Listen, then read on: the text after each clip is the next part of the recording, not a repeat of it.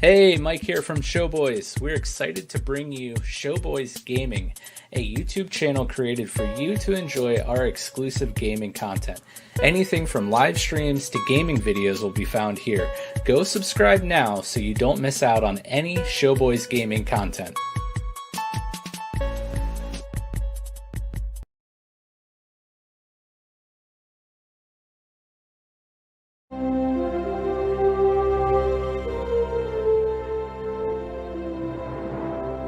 Too young for this trek.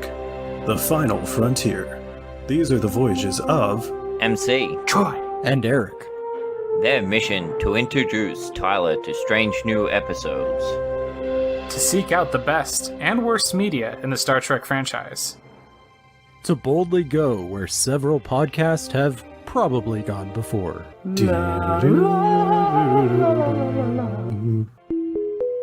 You can listen to these goobers talk about Star Trek by searching for Too Young for This Trek or by visiting probablywork.com.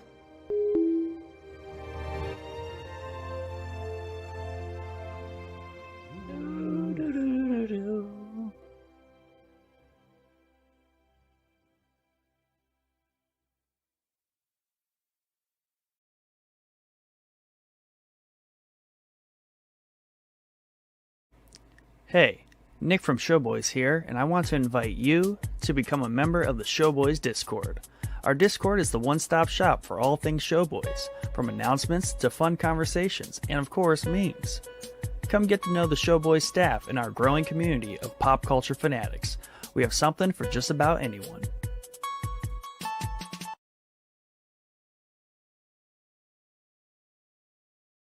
Hi, I'm Becca. And I'm Mike. And we're the Courtneys. We're the hosts of a new marriage and relationship centered podcast called Couple Conversations. We're not here to give marriage or relationship advice, but instead we're just going to have some honest and thought-provoking conversations about our relationship. After 10 years of marriage and the chaos of parenting, business ownership, and being content creators, we thought it was important to focus on dating each other and keep the spark alive in our marriage, so when we're old and wrinkly, we still enjoy each other's company. Each week, we'll be going through a series of questions to have honest conversations about our relationship, as well as occasionally be joined by other couples to hear their stories and advice. We just want to share the things that we've learned along our journey and remind you all to continue to date your spouse. So join us every other Friday at 8:30 p.m. Eastern Standard Time, beginning October 8th, and join the conversation.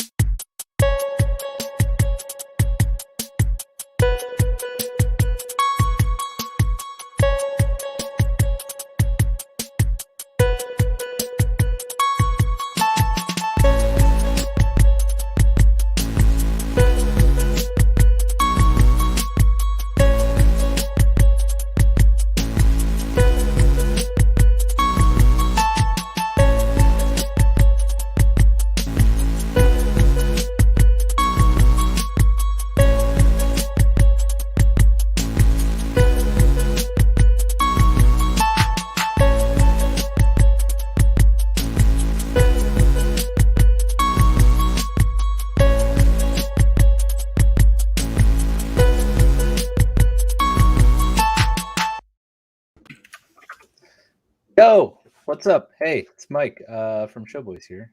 Sorry, I don't know where I'm going with that. Yeah, welcome to the episode of Showboys. My name's Mike. I'm joined with Nick, as always. Nick, how you doing, buddy? Doing great. How are you?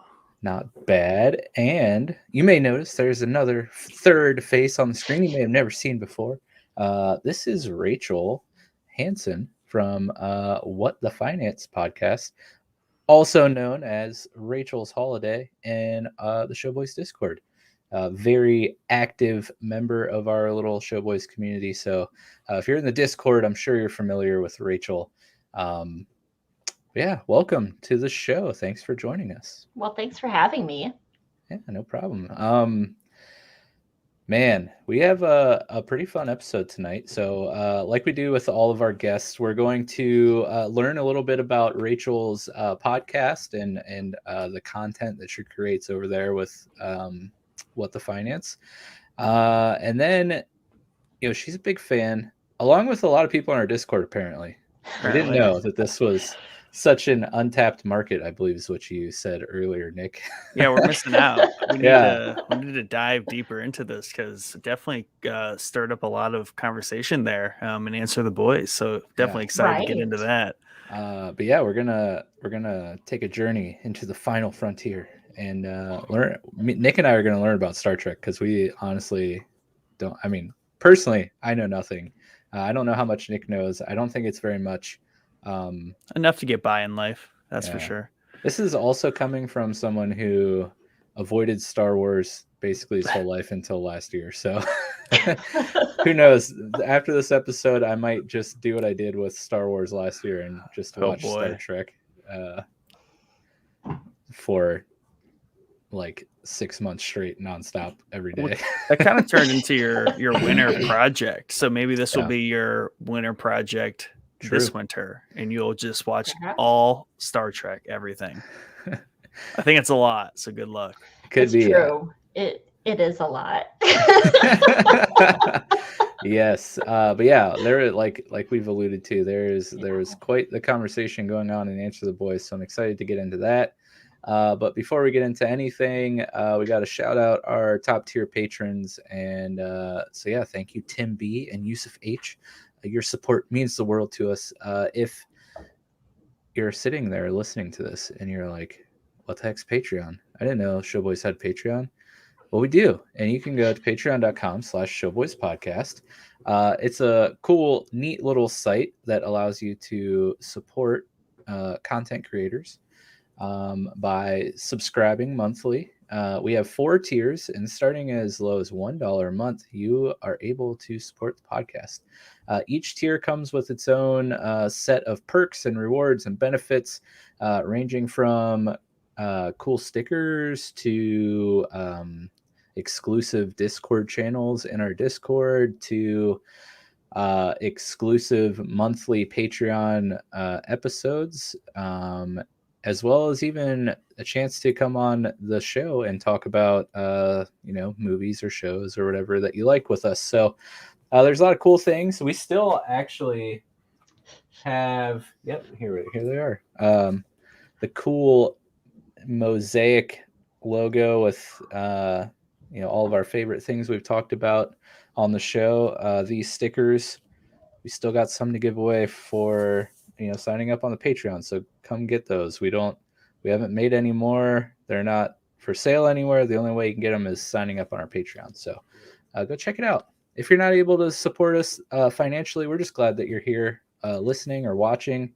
That means the world to us too. Just make sure you subscribe or follow wherever you're watching or listening. Is there anything else, Nick, that we need to talk about before we get going into the episode? I don't think so. I mean, we've been grinding behind the scenes as always, working up some stuff for obviously the end of the year and then a little bit into the new year. We keep kind of teasing that companion series that's next. We'll leave that as a tease, but that's really about it. And, definitely go check out our Showboys Gaming channel on YouTube and subscribe there, where Mike streams very regularly. Lately, Darkest Dungeon to his death. I believe he's going to be on a slight break after the sadness and tragedy he suffered the past few nights. And then, I do the occasional Valheim Civilization content. So check that out, subscribe. That way we spare all the movie and TV goers from all of our gaming adventures. We thought it might be nice to quit exploding your inbox with live notifications between the podcast shows and the streams. So head over to Showboys Gaming. Lots of fun stuff. If you ever want to see me sob uncontrollably, that's the best place to do it, because that's what Darkest Dungeon does to me. Has not been a fun stream the last couple nights. Very hard game. And just to let you in, it's permadeath, so all of my characters, when they die, they're gone. And to add more unnecessary pain upon myself, I decided to name all of the characters that I recruit to my party after people from Discord. So it's not just like, Bob the Crusader. It's like freaking Deflated Fro died last night. That's my brother-in-law, man. I got my brother-in-law killed. You've killed Biosiv twice. I've killed Biosiv twice. I've accidentally actually killed Rachel. So it's this true. is awkward. It's true. I mean, it's a real good tie into Star Trek because the bridge crew keep coming back inexplicably. Hey. So I'm obviously just part of the bridge crew. That's There what you I'm go. taking from this. And I mean, there is there has been a thing where it'll occasionally let me pick someone to bring back from the dead. So Rachel could make her return. You never know. Who knows? I will not take it personally, though. I don't. Yes. We have to start off, of course, with the obligatory underfunded scientist Yo. We already got quite a few comments coming in, so that's cool. Biosiv's excited. He was Facebook messaging me like 2 hours ago, like counting down the time to the episode tonight. He's the man.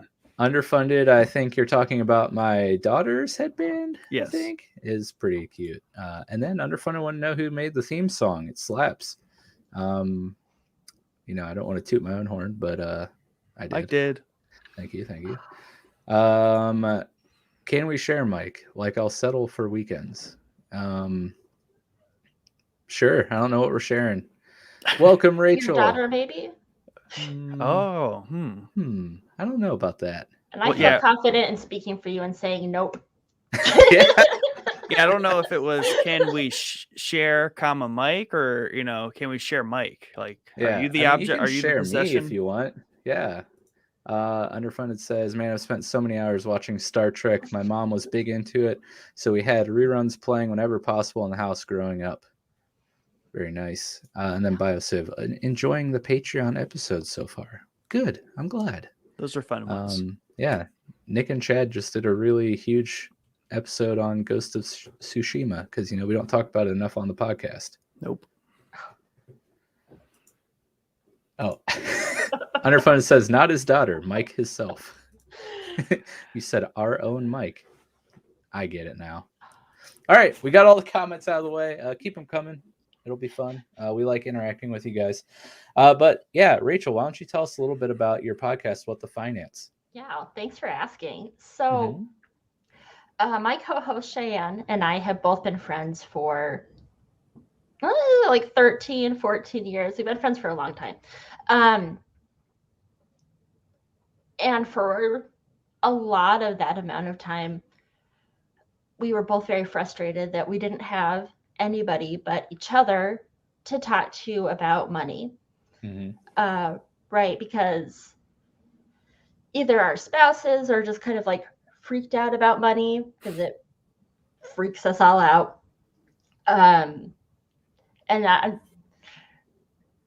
Before we went live, my husband was helping me out with the tech side of things, which I appreciate. But now I'm going to throw him under the bus a little bit and say, like, no, we don't talk about money, really. Like, he and I.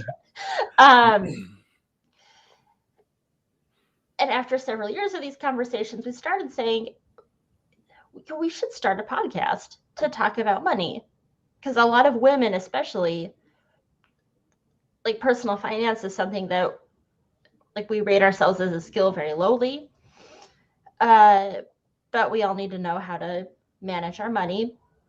And women especially, because we usually live longer than our male counterparts, which is morbid but true.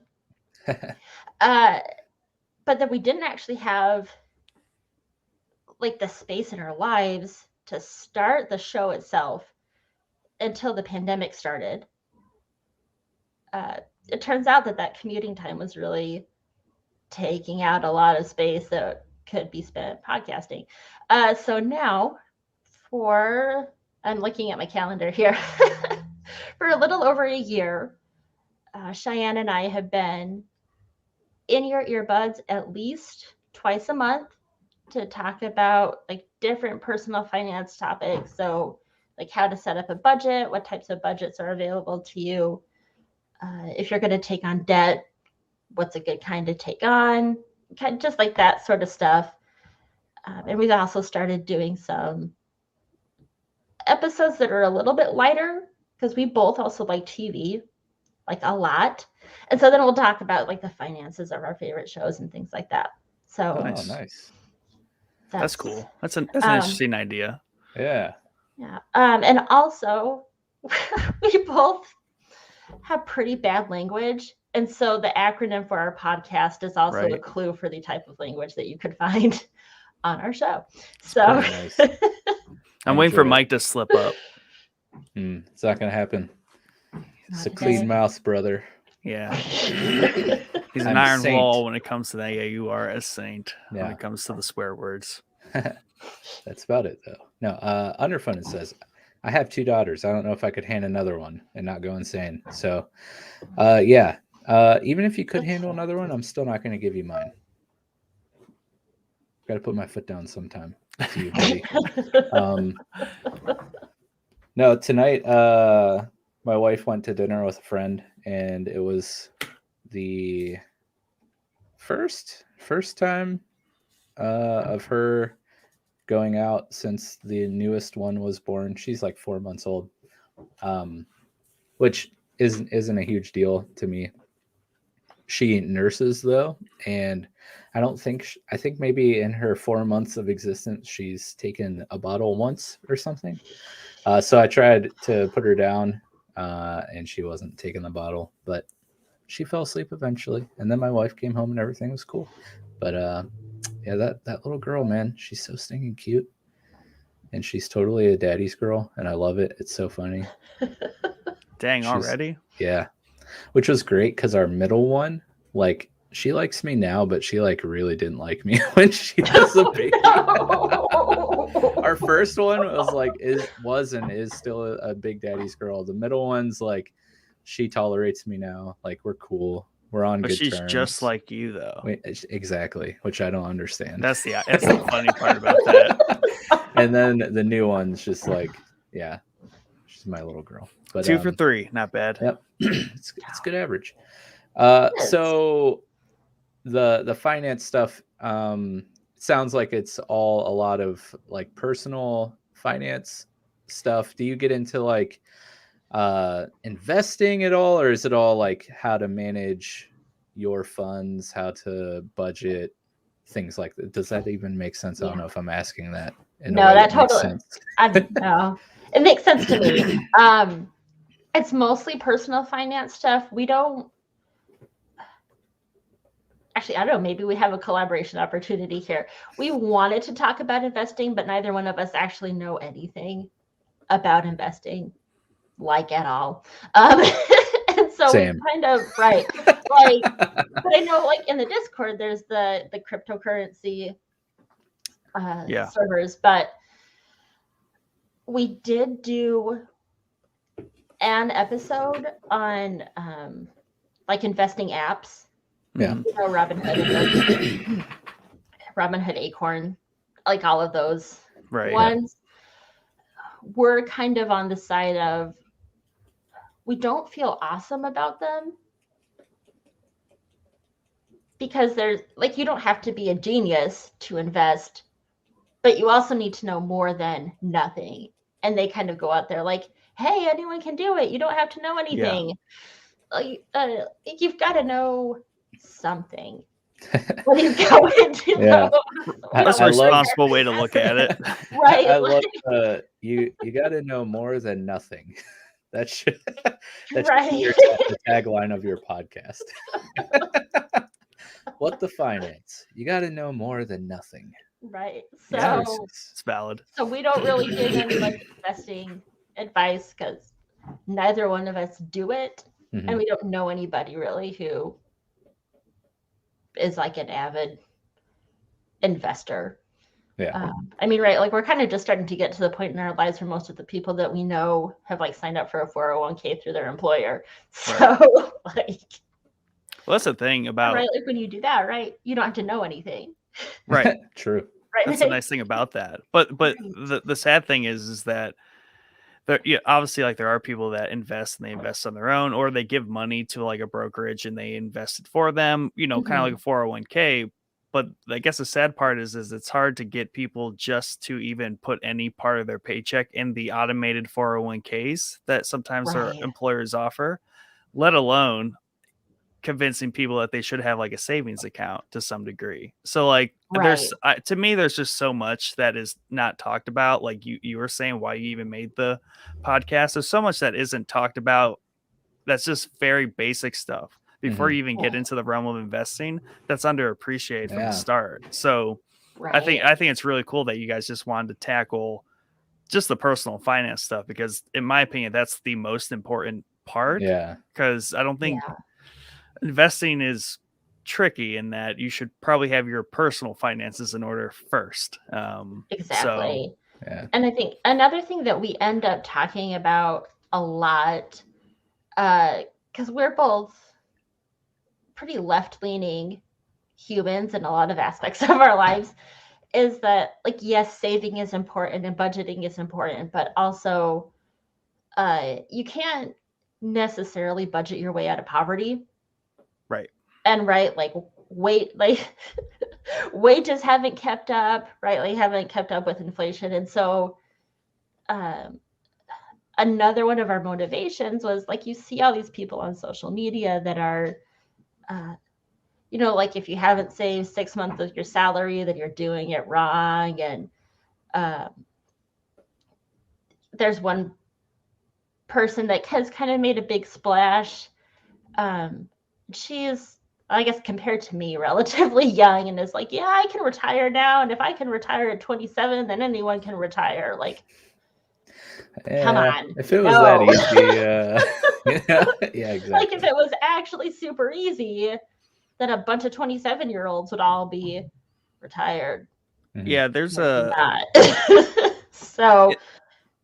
to kind of talk about that, Yeah, for sure. And the same thing kind of goes with just the whole, like all anything to deal with money. And that's like the hard part about it is there's a lot of environmental factors that impact all of that, because even with investing, and what I always try to tell people, like, it's hard to take an investing advice or direction from other people, because their situation is 100%, or not 100%, but it is drastically different than yours, because they have been through a whole, even if they're like if you're watching the same stock, it's a whole mental game, like where you've been, what you've seen, your state of mind that day. So the same thing goes with like personal finance, and everyone is so unique in that respect, in terms of it's hard to generalize those sorts of things. Just say, oh yeah, I'm 27 and I can retire because I did this, this, and this. It's like, yeah, you did those 3 things on top of the 100 things that you had going for you, or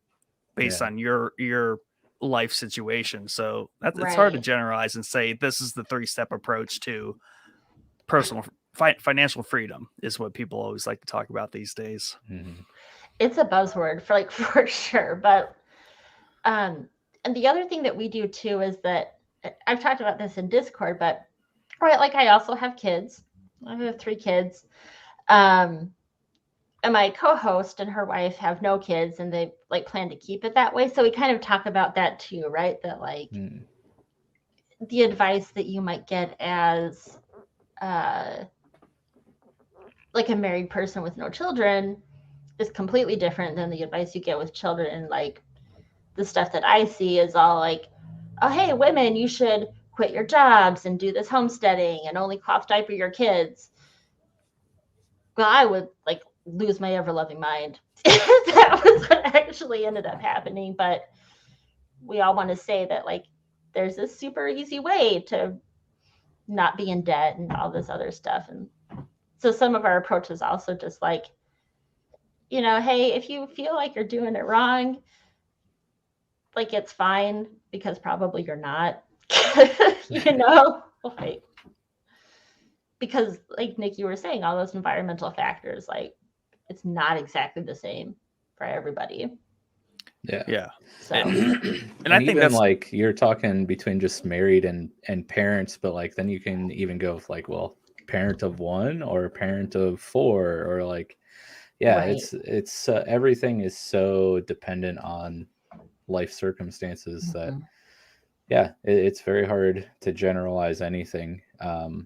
But I think I mean, you guys are on the right track though, because no matter what you're trying to do, like it all starts with your situation. So if you can figure out a way to get your situation in a place you're comfortable with, then then you can go from there.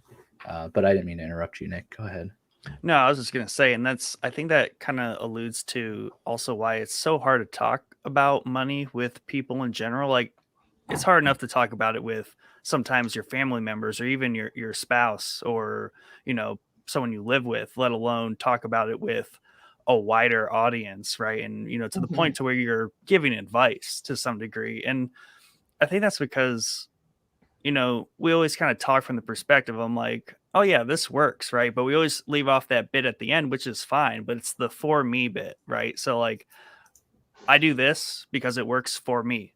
Right. We all kind of just leave it at like, oh, do this, this, and this because it works. Well, it works for you, for me. And that's the same with a lot of just in general, how we all manage our lives. And it's just the environmental factors and we're all different. And that's where it's tough because it's more about the ideas that are in play and less so much how Right. you go about them. And that's why it's hard to talk because like people get offended quickly, people get sensitive. It's a sensitive subject and Right. it's tough when to talk about money in general. I am fortunate enough with my wife that we are able to once a month, sometimes twice a month, like sit down, look over everything. I'm a super spreadsheet nerd, so I got a spreadsheet that like tease it all out, to the dollar, not to the cent. I'm not that bad.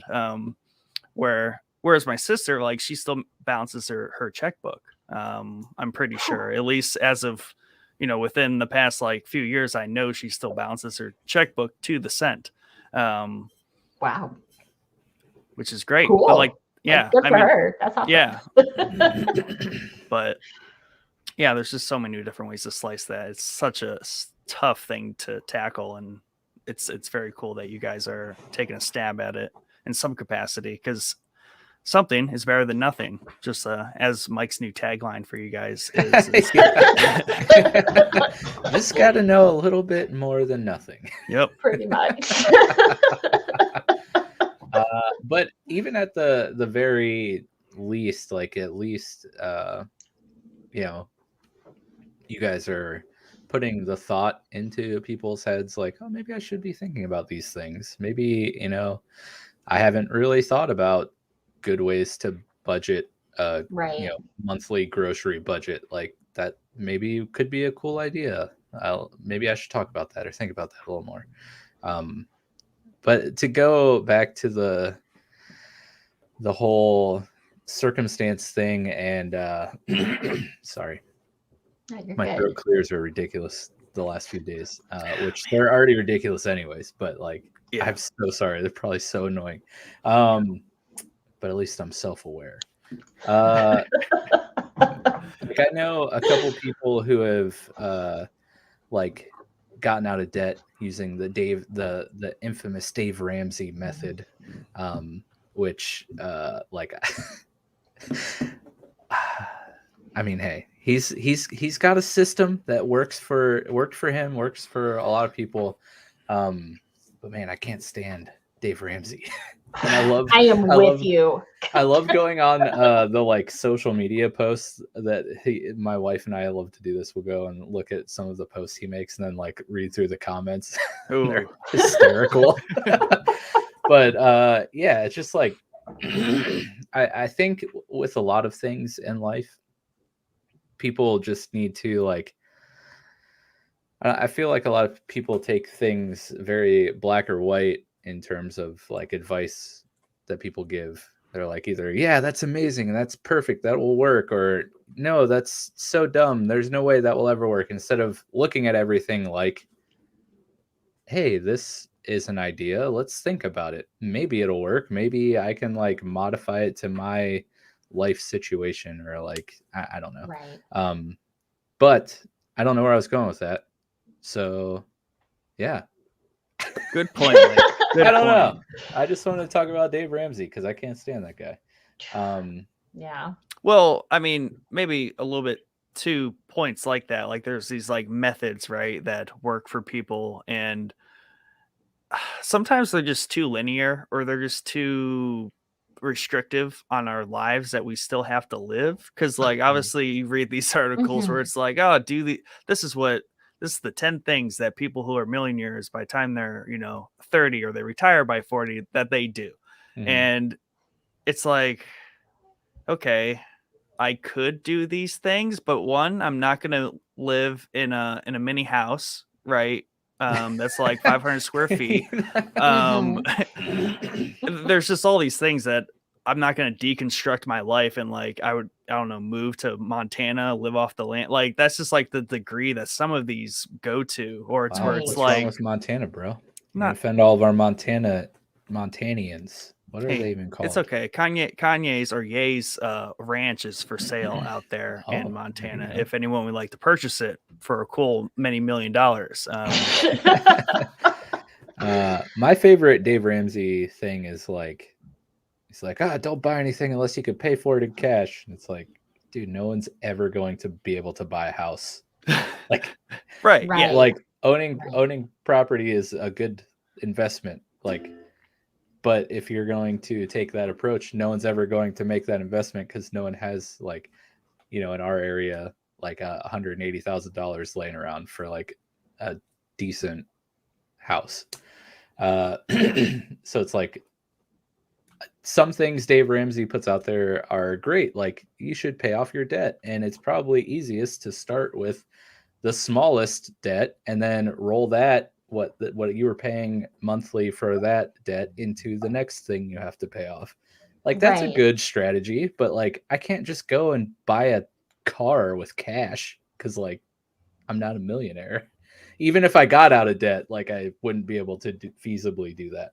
I don't know. It's just Dave Ramsey grinds my gears. I also have some struggles with Dave Ramsey. Although I will say, Biosim made a comment about mint, and I also used to really like them, but I found them to be really buggy. And Dave Ramsey's budget tool online is pretty good. Ooh, and I knew she was gonna say it. I know. But yeah, Biosip says he used to be a big fan of Mint. Yeah. They keep track of your spending and can help you establish a budget for you. Also, I love that you brought up Mint, and the color green in our little very aesthetic minty. here is very minty. So also we got a comment on Twitch here from TRX PIFYZ. I'm not even just gonna try to say that as a word. So he says hi. I say hi back. Thank you for joining us. Podcast just looks like money right now. Mint green everywhere. That's right. I was thinking about the cell phone service. Oh, is that who guys Mint Mobile? Is that what Ryan Reynolds has now? Yeah. Yeah. Interesting. And actually, my co-host for What the Finance and her wife use them and really like it a lot. Nice. And they live in a pretty rural area, so interesting. I figure if you live in basically the middle of the woods and it works good for you. I live in the city, so probably it would work great here too. Nice. That whole Ryan Reynolds is getting out there. He's becoming very entrepreneurial. I hate that word. Well, I mean, he can't be Deadpool forever. He will be in my heart. Well, yes. Deadpool 14. My heart's not going to pay his bills though, so. Right. But I was interested in what you're talking about, the TV show finance stuff. So tell me a little more about that. Sure. So we how it really came about was we realized we were kind of delving into these really heavy topics, right? Because we talk about like financially preparing to die. We did a really popular episode recently about helping to combat homelessness in your community. And I really enjoyed doing that one, but like some heavy stuff. And we were like, we got to break this up. We're just gonna be sad all the time. So we kind of just picked some of our favorite like shows or movies to kind of break it down. Actually, the first one that we did it with was, and I'm just pulling up our episode list right now so that I don't misremember, was not a very light television show / book. We talked about The Handmaid's Tale. Oh, nice. Perfect. Right, like Went from you know? kind of morbid and dark to just more morbid and dark. Yeah, we really got to Pretty lighten much. things up. Let's go to Handmaid's Tale. Right. Well, yeah. So I don't know, if you want to get our feelings about like communism, you should totally listen to that episode. So do you guys like talk about the finance stuff in like that show's universe, or like Yeah. what went into like making the show and stuff? But you're talking like, So yeah, the first one. So like, how do we Nice. kind of imagine that this might oh, that would like be come very together? interesting. So we did an episode recently on the Pixar movie Up. I saw the title So- for that one. Yeah. Interesting. I have to go back and listen to those because that sounds like it could be very fun. Yeah, it was. Yeah, it was a fun one. And I ended up going down this super weird rabbit hole because I felt like a big financial piece of of Up was when Carl breaks his arm, right? Like as a kid. Mhm. My headcanon, I guess, is that part of the reason that his family doesn't like Ellie when they get married later on. And I don't know if I need to say spoilers for a movie that's a decade old, but like, You're all If I made right. a movie I that's a think you're all decade right. old, you're good. is because maybe like him breaking his arm put them out a lot of money. And so I was trying to figure out like how much, like what would it put a family back in like the 1940s for a kid to break his arm. I had no luck at all finding that out, but I did find out that was about the time, right? Like 1940s-ish is when the health insurance industry, as we know and love / hate it today, really started to form. So that was a lot of fun. Oh, nice. But yeah, so we kind of talk about some of that stuff. And we actually also record about this time in the evening, but on Tuesdays.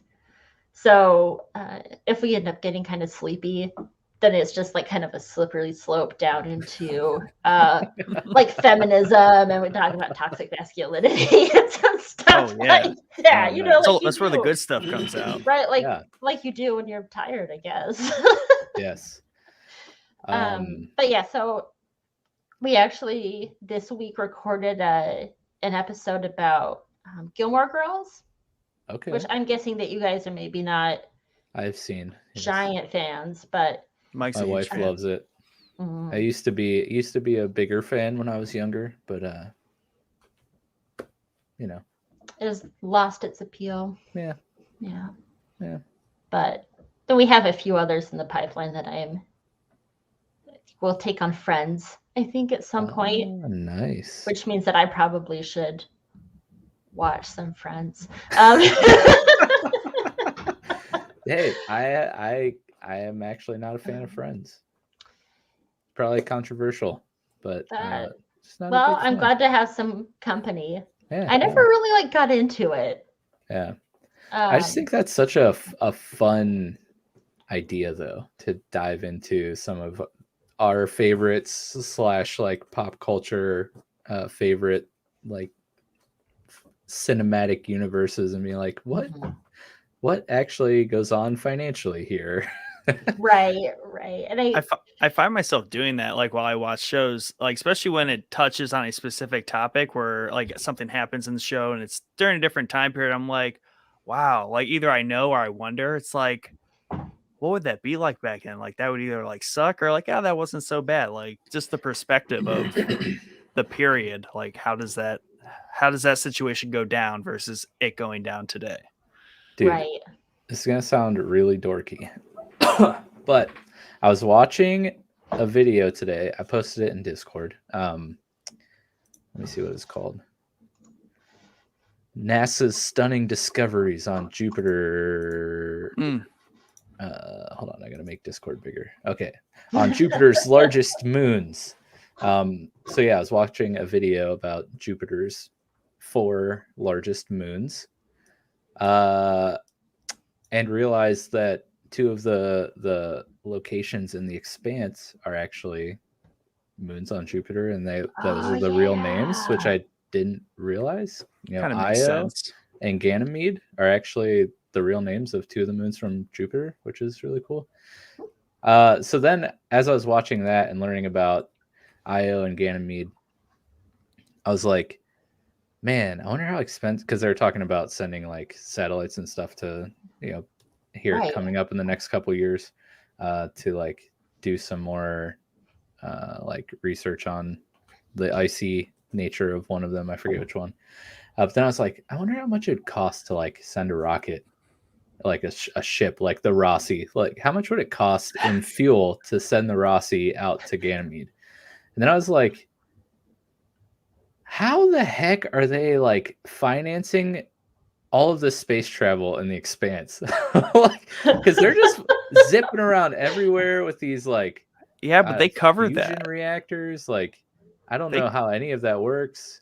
They go to a little bit of length to like cover that in some scenes and episodes, because like in season 1, I think, or season 2, where Fred Johnson is basically like complaining to them, like, listen, like, I'm resupplying your ship and all that for free, like, it's not free, obviously. So they do a decent job at trying to poke at some of that without it being a complete dork fest. Right. I was just thinking, I was like, how much does it cost to fill up the Rossi? Right. Yeah. Like, what's that number? Yeah. Like, how many gallons to the light year are you getting? I don't know. How many UN credits or Martian dollars, is this costing? So it's like, they fly around a ton, like all over the place. And they're just like always refueling. Do you not need to like refuel with a fusion reactor? I don't know how those things work. A little bit. I don't know. But anyways, that was where my mind went today. So I was like, when you said talking about the finance stuff in some of these universes, I was like, I 100% was kind of thinking something like that. So that actually sounds amazing. But yeah, there's a future idea for you. Well, thank you. Go into the expanse. We may or may not be obsessed with that show. So I think, because after we were talking about it on Discord, I thought, so why did I stop watching The Expanse? Because people who love Star Trek often are like, oh yeah, The Expanse is awesome. What stopped me from watching it was, I think, in like one of the very the first or the second episode where there's they've got that guy up on the hooks. Oh yeah. Right, and they're just like torturing him, and I was just like, I don't know. I don't know how I feel about this. It got less like kind of shocking radical, I think, as the series went on, because it got more political and more kind of like meta story kind of telling, versus like obviously like in the first like scene, that guy like loses his hand or arm or something, and they like freeze it back on or whatever. But yeah, there's a lot more of that, like the hardships of space in the first like season for sure. What a creative way to torture somebody, though. Just like make them stand up because they haven't lived in gravity. So that's just very creative. But yeah, anyways, why don't you tell everyone where they can find What the Finance and give it a listen? Oh yeah, thank you. I'm still really bad at promoting our show. So really, you can listen to What the Finance basically anywhere that you get a podcast. It's hosted through Anchor, so you can listen to it there. But it's on iTunes, Spotify, Google Podcasts, Pocket Casts, kind of all those guys. So, and I will say that if you like the music that Showboy starts out with, you're going to get off to a great start with our show too, because while Mike did not do our music, it is also up with a pretty good beat. So nice. Can always get behind that. That's for sure. Yeah. Well, that's awesome. You guys should go check it out. What the Finance. That was really hard for me to say for some reason. But yeah, go check out Rachel's show, What the Finance. She also, if you're a fellow podcaster, she also does some podcast editing, I've heard. It's true. I do. So I don't know if you want to give that a quick plug, if you're looking for some business or not. Yeah. So I'll just let y'all know. And I think as I'm looking through like all the comments, I feel like I recognize everybody's name from the Discord. So if you're looking for a podcast editor, feel free to just send me a message because I'd be happy to chat with you about it. Very nice. Yep. Rachel's Holiday in Discord. Send her a message. All right. So, well, first off, thank you for telling us about your show. We're always excited to learn about other indie content creators and give them a chance on our very, very small platform to talk about their stuff. But I heard you're a big fan of Star Trek. So I think we're going to talk about Star Trek for quite a bit here. You might be right. So I am curious from Mike and Nick, what are your experiences with Star Trek? I saw the one Chris Pine movie like a million years ago. The first one. I think there's two, maybe three. I think there's definitely two. I think there's three. Okay. And you saw the 2009 one. Yeah. Yeah. And that's it. Cool. Ouch. Yeah. I have seen very small. So I didn't realize there was 3 of the Chris Pine ones, but I've definitely seen 2. So I saw Into Darkness. But obviously I saw them as they came out. So I'm glad there's a third, because I feel like I just need to rewatch them. And I even think I own the first 2, because I did like those ones so much. I did enjoy them. So there's that. And I think just like haphazardly through life have stumbled across like obviously like various episodes on TV, or I even think some people have had me watch maybe like The Next Generation in passing and stuff like that. But like I said, enough to get by in life. And then obviously, whatever like the scenes in Fanboys, which is a Star Wars ship movie. Yeah. So anytime they ran to the Trekkies and all that. So usually those interactions is how I come across Star Trek. Yeah, and I will say I'm like very, very good friends with Fortress Tiberius from Discord. If you're familiar with that name, he's like one of my best friends in real life. The biggest Answer the Boys. Yes. Comment there. So like whenever we're together at functions or hanging out, he's always making some reference to something Star Trek related, and I then make fun of him afterwards. But the first Chris Pine movie and then Fortress Tiberius. That's it as far as Star Trek goes. So I will say, there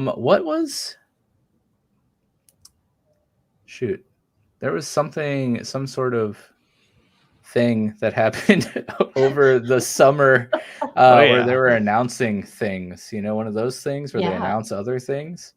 And they had like a Star Trek announcement thingy, and they announced like Prodigy and some of the other, like the next season of Below Decks and stuff like that. And I remember watching that and being like, I feel like I'd really like Prodigy because I loved Rebels and Clone Wars and the animated Star Wars stuff. And I was like, this seems very Rebels like, but I haven't watched it yet because I don't have, what's it on, like Paramount? Yeah, it's on Paramount Plus. Yeah. So is that a free service or is that a paid one? No, that's a paid one. Okay. No. So back to the money. We pay annually, and it's $120 for the year for Paramount Plus. So if you want to build it into your budget. Are you wearing a set your phasers to stun shirt? Or I'm something not. like that? Actually, I have to stand up to do like kind of little, okay, set phasers to love me. Mm. Is anybody a Community fan in the group? Mhm. Yes. Okay. Yes, we love Community. Yeah. That's awesome. I know. I miss that show. I do too. We need our movie. I know. We got the 6 seasons. It's that one dude, Donald Glover, that never has anything going on. I bet, He's a slacker. Yeah, it's probably him holding it up. If I'm assuming.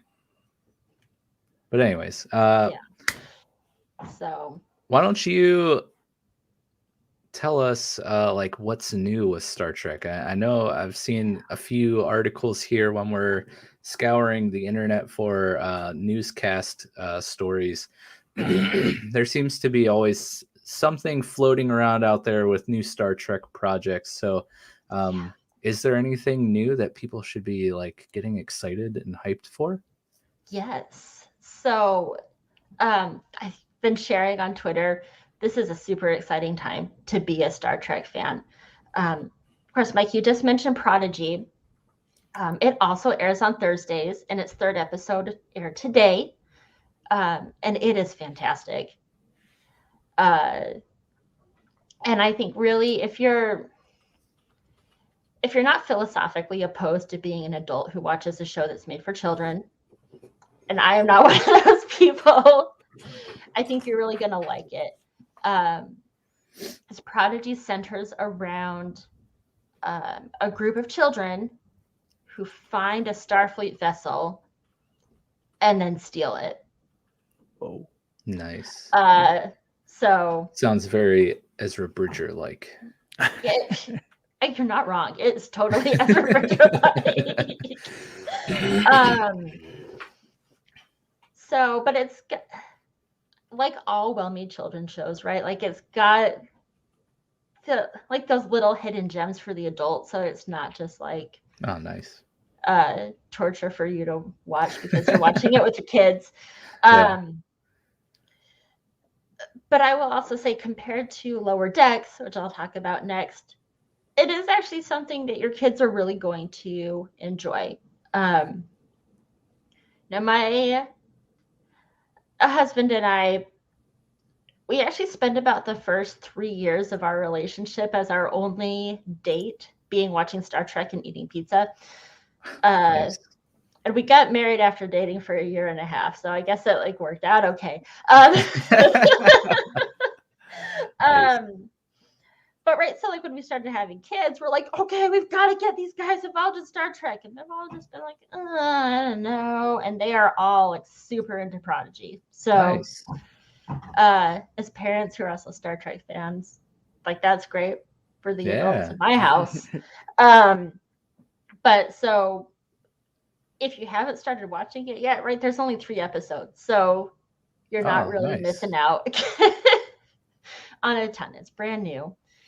The other animated Star Trek series that is, it just finished its 2nd season, is Lower Decks. I think that that's also a pretty good place to start with Star Trek for 2 reasons. First, the episodes are shorter, right? Like usually the live action Star Trek episodes are 1 hour long. Or 45 minutes or whatever. Yeah. And maybe this is just because of like where I'm at in my life. Sometimes it's really hard to stay awake for an hour-long TV Oh no, show, I get that. right? Like, I've fallen out of favor of the hour-long things. And that's like my current biggest gripe when I run into those, because really by the time I get to like the 40-minute mark, I'm like, why is this still an episode? Like, could we have like called it? Like after 43 minutes, it gets tough. Like I don't know why. And then I even like hit the I make the time bar pop up. I'm like, how much time is left? I'm like, oh look, 13 minutes is left. I can do this. No, I cannot. I'm going to fall asleep. Exactly. Yep. So, I feel that for sure. Right. I mean, right. Like you got a new baby in your house. Like I'm amazed that you are still awake at this time. Mike. Mike Yeah. doesn't sleep. Yeah. But yeah, so just like the length of the episodes, I really like Lower Decks for that. But it's also just funny, right? Like a lot of Star Trek is really serious. Often I love it for that. But I think that we can all acknowledge that we are living in a super serious time right now, just like our regular everyday lives, right? Like we're all dealing with a lot. And so it's nice to have a funny show that takes place in space.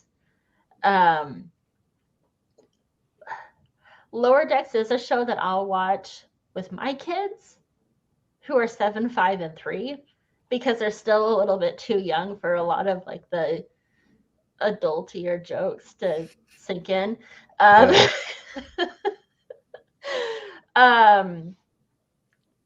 there's in Lower Decks, the doctor is a Cation who's a cat. Like she's just, humanoid cat.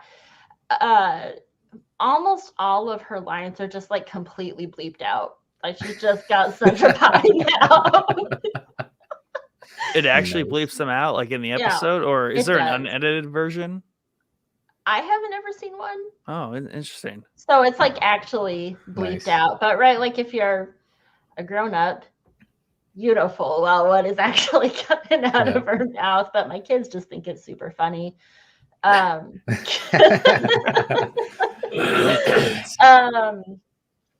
do have a coworker whose children are a little bit older, and he's like, I'm not ready to have these types of conversations with them quite yet, but they're old enough to get it. So he's just like, no, no Lower Decks. But it's funny. Your kids get to a certain age where you're like, I know that they're gonna be curious, and then I'm gonna have to explain something that I'm not gonna want to explain. So I totally get that. Exactly. Like, nope, you just don't want to. Yeah, we'll keep putting that off. Right. Just gotta pull out the reading the encyclopedia tone, and then they'll instantly stop listening. Like, just sounds super boring and like long-winded about the topic, and they just will become disinterested. That's gonna be my attempted strategy. It doesn't work. Yeah. No. Yeah. So that's kind of still a more younger audience show, or is it? I would say that is more for adults. Oh, okay. The creator of that show, Mike McMahon, also did like Rick and Morty. Oh, okay. So it's kind of like that type of humor.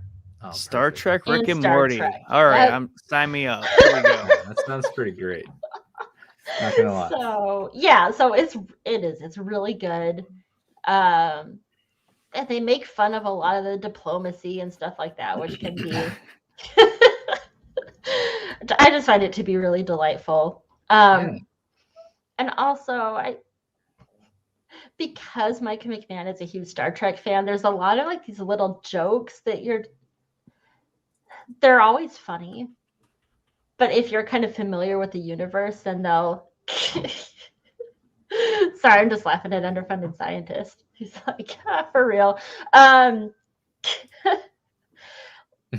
at the end of the first season, there's so one of the technologies in Star Trek is a holodeck, which is basically just like a holographic environment that can do whatever you want it to do. It's super cool. They make a movie in the holodeck. And there's a portion where they're taking a shuttlecraft into the Cerritos, and it's just like, it's nuts. They're doing all these wide shots of the ship, and like the bridge crew are weeping as they like take in the beauty of their ship. Kind of to the point where you become super uncomfortable. You're like, what is with all this crying? Like, it's just a starship. But we were just watching the motion picture, like the original motion picture with Kirk and Spock and all those guys. And we went, yeah, Yeah, no, we thought Lower Decks was mocking this scene, but nope, they were really just doing like a play for play, like coming up on the Enterprise. Nice. So, yeah, so Lower Deck's still pretty new. There's only been 2 seasons, so I feel like with Star Trek, it's super easy to become overwhelmed, right? Because it has been part of our culture for like 55 years. So like that could feel like a lot. Yeah, that's just like for Mike, I gave him a nice like roadmap template and like suggestions on how to navigate Star Wars. But even that, I don't like, because Star Wars is mostly built on movies for the most part right now. Star Trek is just, in my mind, daunting because there's like, would you say it's primarily an episodic series show based?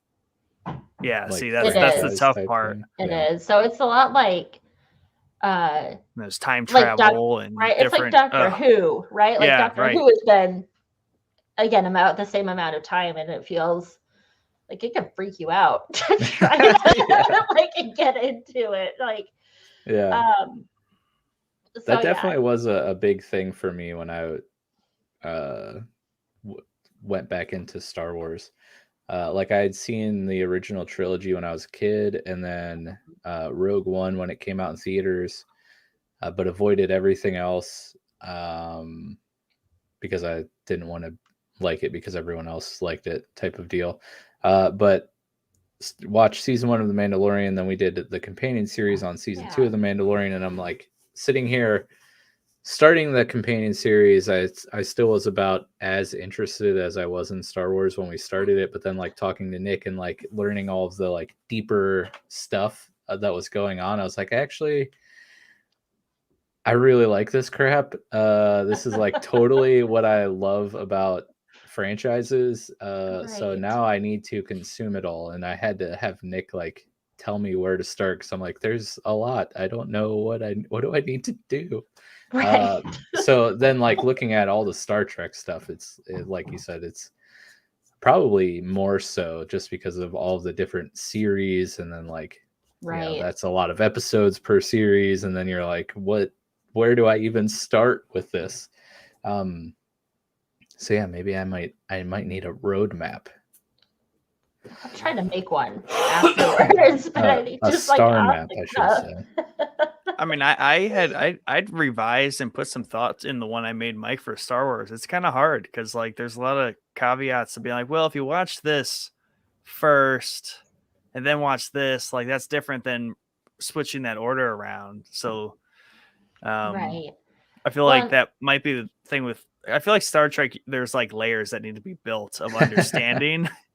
So you're not completely lost, or you appreciate, because I don't know, like one, it's so series based. I don't want to have to miss out on a bunch of stuff in a series because I just simply haven't seen enough other Star Trek, instead of having to go back and like rewatch it because I missed so much. Like I feel like I need the proper order of to build that pyramid of knowledge, so when I'm watching, I'm not completely lost and I don't lose interest.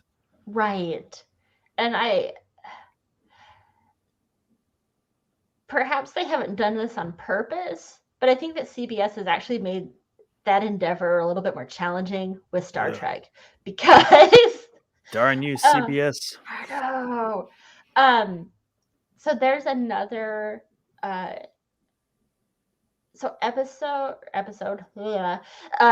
season 4 of Discovery is actually premiering next week. And that one is like chock full of the time travel, right? Because Discovery starts, you know, if you want to like watch things just like straight up chronologically, Discovery begins like about the same time in the timeline as the original series. The first 2 seasons really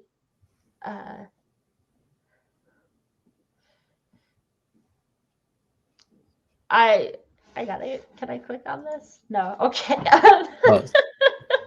Sorry, I don't know. I don't know if He I says, agree with underfunded scientists. Underfunded says, I would start with Star Trek Enterprise series, then just go chronological order, skip Kirk. And he also said earlier, oh yeah, you got to watch the series, not just the movies. But yeah. And I he don't know loves if I Doctor Who. agree with you, underfunded scientists. Fight. So what would your starting point be? So I guess I really, just in the interest of time, I would actually start with Lower Decks. Lower Decks.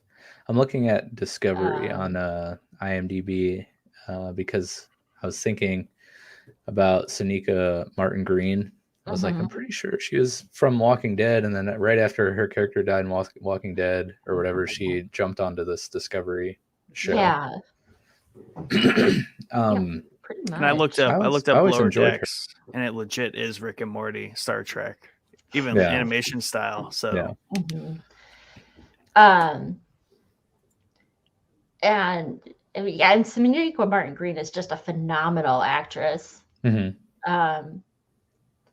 Actually, we not Star Trek related, but we saw the new Space Jam movie with LeBron James when it came out. And she was like my favorite part of the whole movie. Nice. Yeah, I haven't caught that yet, but I do remember seeing her being a part of that. Yeah.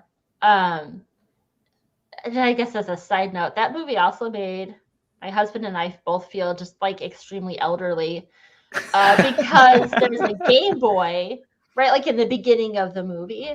Yeah. It's taking place like in the late 90s.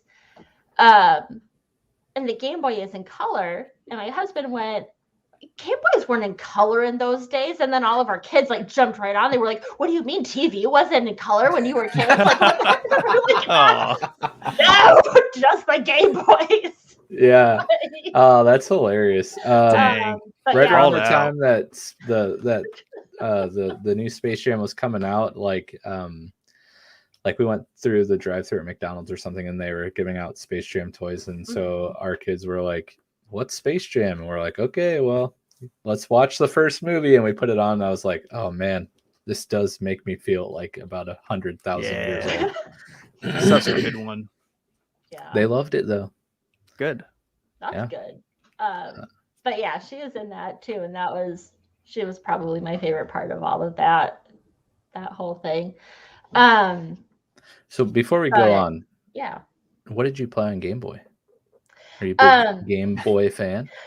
I actually did not play Game Boy. My family did not have a ton of money growing up, so gaming was just not kind of part of the package deal. But my husband did, so he was the one who made like the Game Boy Color declaration.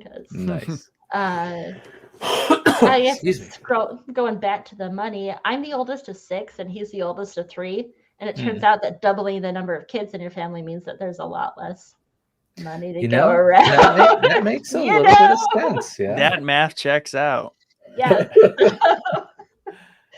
But I think he played like a lot of Pokemon. Like him already. Yeah. Well, and he's Nadanite in the Discord server, so I'm excited to get him. Yeah. I kept meaning to invite him, and I finally was like, I'm going to be live on the show. I really got to invite him. Underfunded. He came back and he said, you can totally disagree. You're allowed to be wrong. I mean, underfunded. Calm down out there, buddy. I'm going to say, though, like, he knows I have a 7-year-old. I'm wrong all the time. I'm used to so it. True. Dude, oh my gosh. So Mike's getting there in that stage. Yeah. She's 6, right? 6. Yeah, she's 6. She just turned 6. She's in 1st grade. Okay. And she comes home from school like a month ago, and she's telling us all about digraphs. And she just goes to my wife. She's like, you don't even know what digraphs are. And then I'm like, whoa, you still can't even read. Like, you're still like asking what words mean. Okay. You don't come at me with that. You don't even know what digraphs are, and then I'm like Googling like, what's a digraph? That's what I'm doing right now. It's What's a digraph? like, when two letters combine to make a sound like th and the, Yeah. or like ck and check or ch. That's a digraph. Anyways. Well, that just shows like how nerdy our generation is teacher wise, because none of the teachers when I was in school would have been like, this is a digraph. Like they were like, that makes a ch sound. Yeah, It and has it's no word. check. Get it right. Right. No, But yeah, yeah, I know. kids are funny. Like at the start of the pandemic, I still was working on my master's degree. And so my oldest, who was in kindergarten, she'd just be like, she knew I was also in school. And she'd be like, oh, Mama, you're so smart. Can you just do my reading homework for me? I'd be like, no. I love you and I appreciate this flattery. But it is super clear at this point that I know how to read. And you need to be the one that learns Yeah. I passed how that class. to read. That's awesome. What are you going to school for? I assume, are you still in? No, Okay. Thankfully I finished Nice. like that Congratulations. semester. So I only had one semester of being a student during the pandemic, Nice. which is great because I would not still be doing it right now. Short break. Be right back. Yeah. Right. But my degree is in public and nonprofit administration. Oh, nice. So also, if anyone has questions about how they think government should be functioning, hit me up because I've got a degree in it. Well, congratulations. Thank you. That's quite the feat, a master's degree. It's pretty dope. So I got to ask, what are you most excited for coming down the pipeline, Star Trek wise? Are there any like future projects that are milling about out there that have you excited? Yeah, so of ones that have been announced, I am super excited about Strange New Worlds, which I think, again, we were talking about in the Discord server a little bit. It follows Captain Pike. He's played by Anson Mount, and I don't know if you guys are familiar with him at all, but he's just what was he? He was in like Hellboy. I'm looking right now. Oh, okay. He was in. But yeah, he's just a phenomenal actor, so I'm excited about that. Was he the main guy in Hell on Wheels? Oh, not Hellboy. I'm so sorry. I'm thinking of another Star Trek actor. Yeah, Hell on Wheels. He was the main guy for that. Yeah, nice. Yeah. So he's Captain Pike, who is pre-Kirk. And like Spock is a brand new ensign. If you're familiar with Spock. So that one I'm really excited about, and that's going to be coming out next summer, I believe. Yes, I believe you're correct. That's a show. Yes. It is a show. Okay. Yeah. I don't know that there are any movies announced Looks like at this point, actually. old Chris Pike made a few appearances in Discovery as well. He did. Due to time travel. Our buddy I Biosiv know. might know this. He also voiced Sebastian Castellanos, or I totally butchered that last name. In The Evil Within, which he was playing The Evil Within 2. I don't know if he played the first one, but anyways, no movies in the works. You were saying? I don't think so. There is another TV series that there have been rumors about that I would love if it came to fruition. And that is a show about Section 31. So like within the Star Trek universe, right, the Federations are the good guys, right? Like they unite people and they're all about like diplomacy and finding peaceful solutions. And Section 31 is kind of like the dirty underbelly, basically, of the Federation. So like if there's people who need to be assassinated or right. She says so casually. Right, or like if there's dirty work that needs to get done, Section 31 are like the ones that do it. Okay. And so the concept I'm really excited about, but I'm also excited because Michelle Yeoh is rumored to be the lead for that show. Nice. And I just think that she is fantastic. She was in Discovery, and for time travel reasons, she went back to the original time because they traveled forward, Discovery and her crew. So I would be very excited to see a Star Trek show with Michelle Yeoh because I just think she's fantastic. Nice. Yeah, I Googled and I'm looking at a Screen Rant article. So Picard seasons 2 and 3. And then I was looking at, I scrolled past a picture of Lower Decks for season 2 and 3. And I forgot that what's his name? The guy who plays Howie in The Boys. Jack Quaid. Oh yes. He's he voices the purple haired guy. Yep. He does. I love Jack Quaid. He's awesome. I didn't actually really know that much about him until I have not watched The Boys. I keep getting little pieces of it because again, my husband will watch it when I'm like it's a little bonkers. Yeah, it's a little out there. I've noticed because I'm always he's always watching it when I'm doing the dishes or something like that, and so then I'll walk into the room and I'll be like, "What?" Man, that's got to be a great show to walk in on. That really would be an amazing show. Just walk through the room, take a look at the TV, and just be like, I don't even want to know. Right. Oh, is this The Boys? That makes sense. Cool. I'll leave you to it. Or I'll hear bringing it back to Star Trek, Carl Urban. Oh yeah. I have not ever heard him speak with his actual New Zealand accent, right? Because he kind of Britished it up in the Lord of the Rings, and then as Dr. McCoy in the J.J. Abrams movies that you have both seen, he had an American accent. I forgot he was in those movies. Yeah. Oh my gosh. That all just clicked. All of a sudden, I'm sitting here. I'm like, wait, his face is everywhere. It really is. That's why he's it took me a while to then, when I'd hear his voice from the other room, to be like, who is that dude? Yeah. Oh man, I love his character in The Boys. Billy Butcher is. Yeah. He's a person, all right. No doubt about it.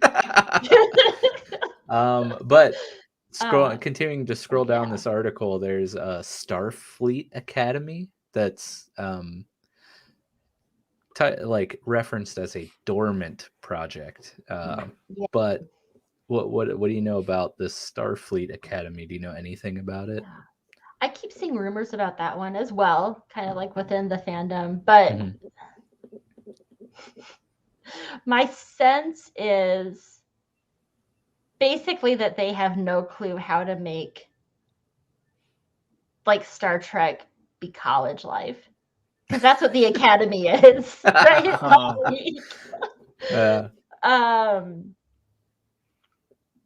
Right, because I think the J.J. Abrams movies did a really good job of showing kind of the hijinks that Kirk gets up to, right? At the Academy, but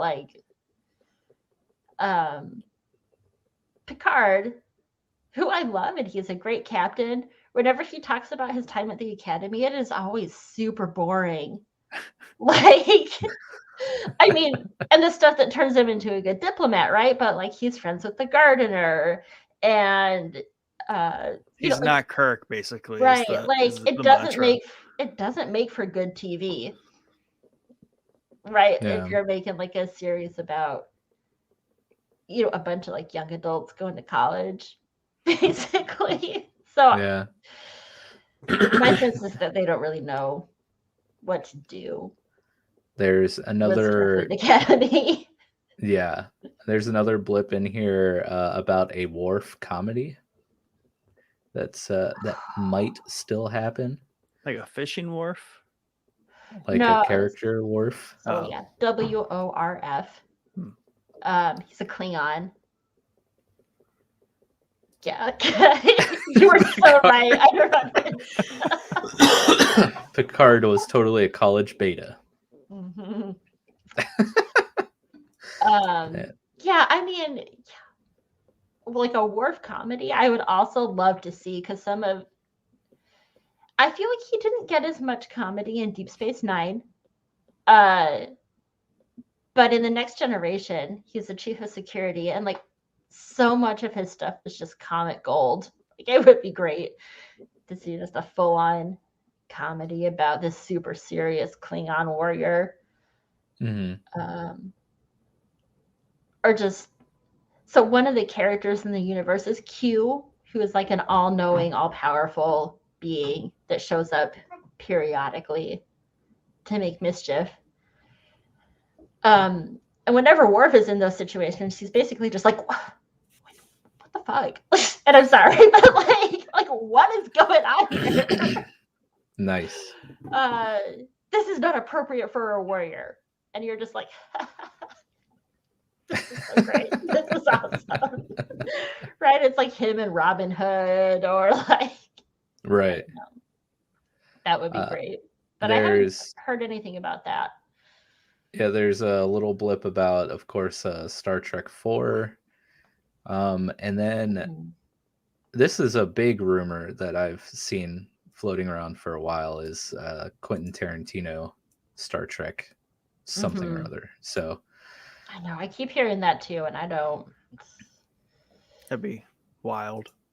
Right. Underfunded says there's a whole race of Q too. It's wild. It is. Man.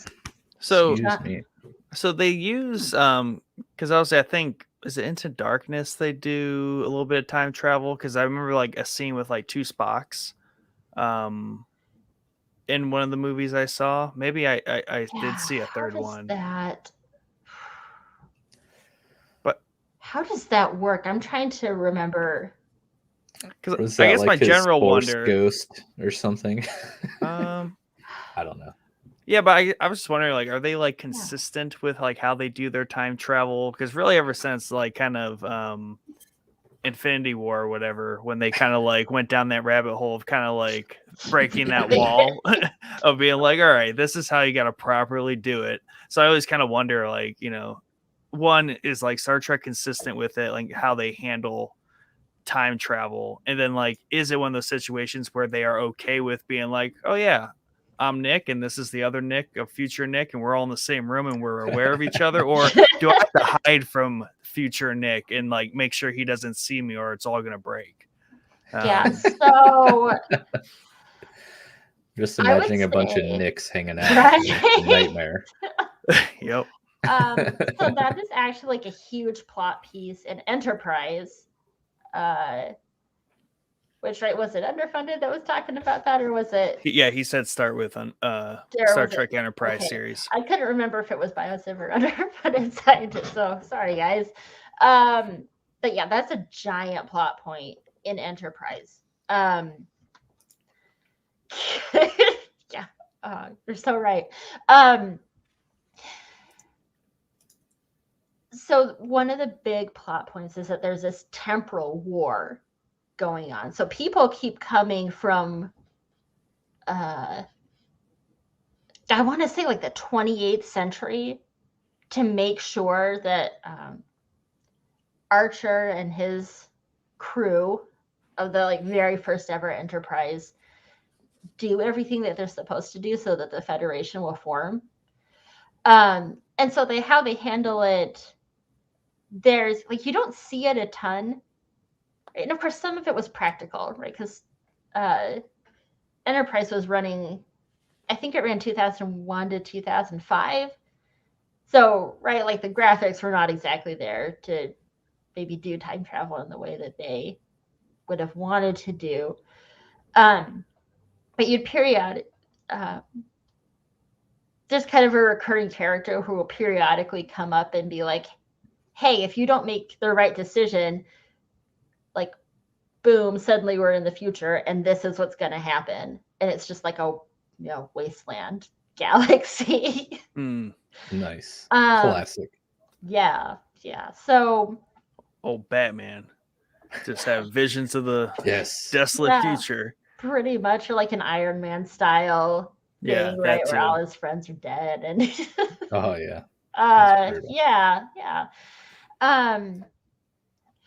I think where you get a lot of Star Trek doesn't do a ton of time travel outside of Enterprise. Like within what we would call the Prime Universe. So kind of outside of the J.J. Abrams movies, you get a lot of dimensional travel. Like those mirror universe episodes, like really are super excellent. So kind of like the idea of parallel dimensions, and there are like points in space where the barrier is maybe a little bit weaker, and so then you can hop over to. Oh, nice. So you might, in the mirror universe, to us is humans kind of evolved somewhat differently, and so instead of like trying to build consensus and community and have diplomatic solutions, they're just like out there murdering everybody and building a giant galactic empire. Like they're actually like the Empire. Oh, nice. In Star Wars, so like the bad guys. And so then it's also kind of I guess to be a little funny, because you see like all these super good guys trying to figure out how to be bad.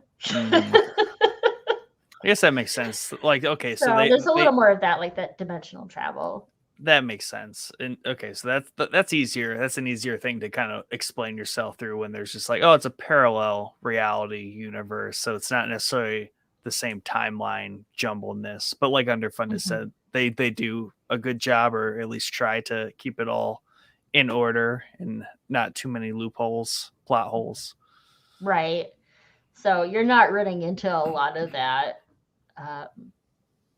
Like you're seeing yourself at a different point in the timeline. Deep Space Nine did do a time travel episode. And like my memory is completely failing me on why they needed to go back in time. Just because. But for some reason they needed to go back in time.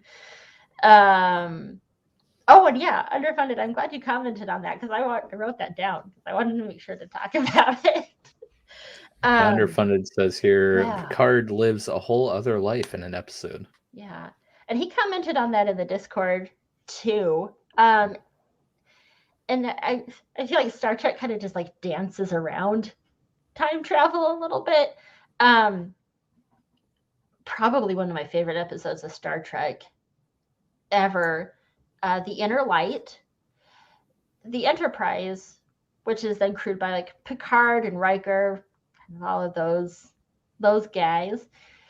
They come across this beacon that's just like floating there in space, and it hits Picard with like some kind of an ionic charge, and he's like knocked out on the bridge. And he lives like an entire lifetime as a man on a dying planet. Dang. And then he like comes to having just lived, right? Like, like 40 or 60 years as this other person. But to everybody else on the Enterprise, it's only been like 5 minutes. Oh dear. Nice. And he comes back with this, in his other life, he played this flute. And so then that kind of becomes like a recurring theme through the rest of the Next Generation, as that Picard continues playing this little wooden flute. Nice. Because it's kind of a traumatic experience, right? Like, yeah, you've lived this whole life and now you have like nobody to talk to about it because the planet, I guess without saying it, because also it was the 90s and they wouldn't have said something this controversial at the time.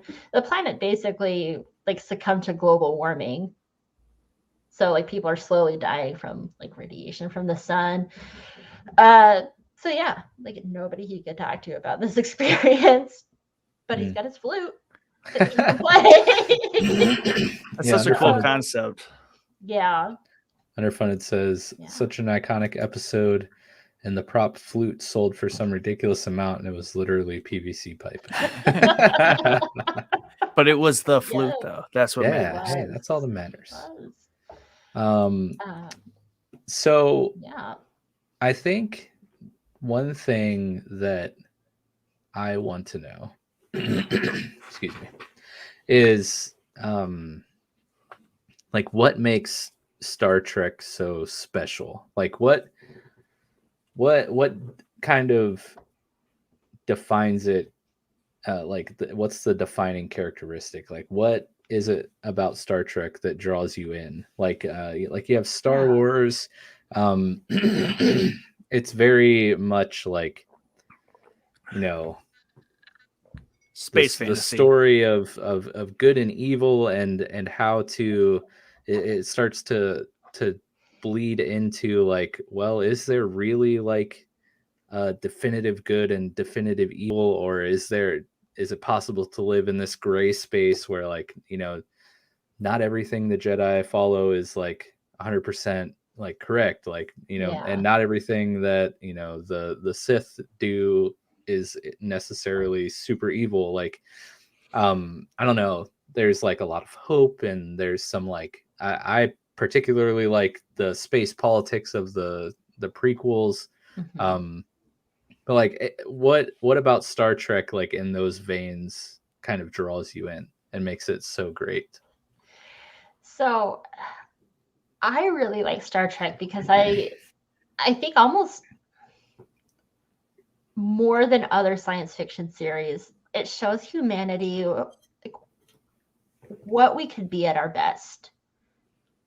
Right, and that manifests in a bunch of different ways. But well, yes, it might at times make for boring TV. Although, like, I also really like the Star Wars prequels for like exactly that reason as well. Yeah. But it can be a little slow, but it also, like, sometimes through allegory and sometimes through very practical ways can show us, it can give us a good roadmap for how to be better than we are right now. Right? It's not so much about like the fighting, which, right, there's a lot of actual fighting, like in Star Wars, which again I also love, but and I guess that's what I appreciated about it, is that, like, what do we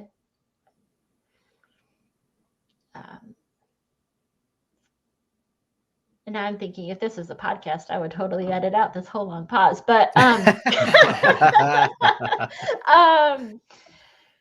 it's how to be a better person without becoming a Jedi.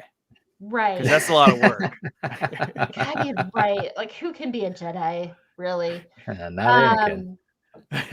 But well, Gene he's a Jedi, he's not a Roddenberry, master. who kind of conceived of the whole idea of Star Trek, when the Next Generation came around, he kind of sat down with the cast and he said, so this is a future where there's no hunger, there's no greed, and all the children know how to read.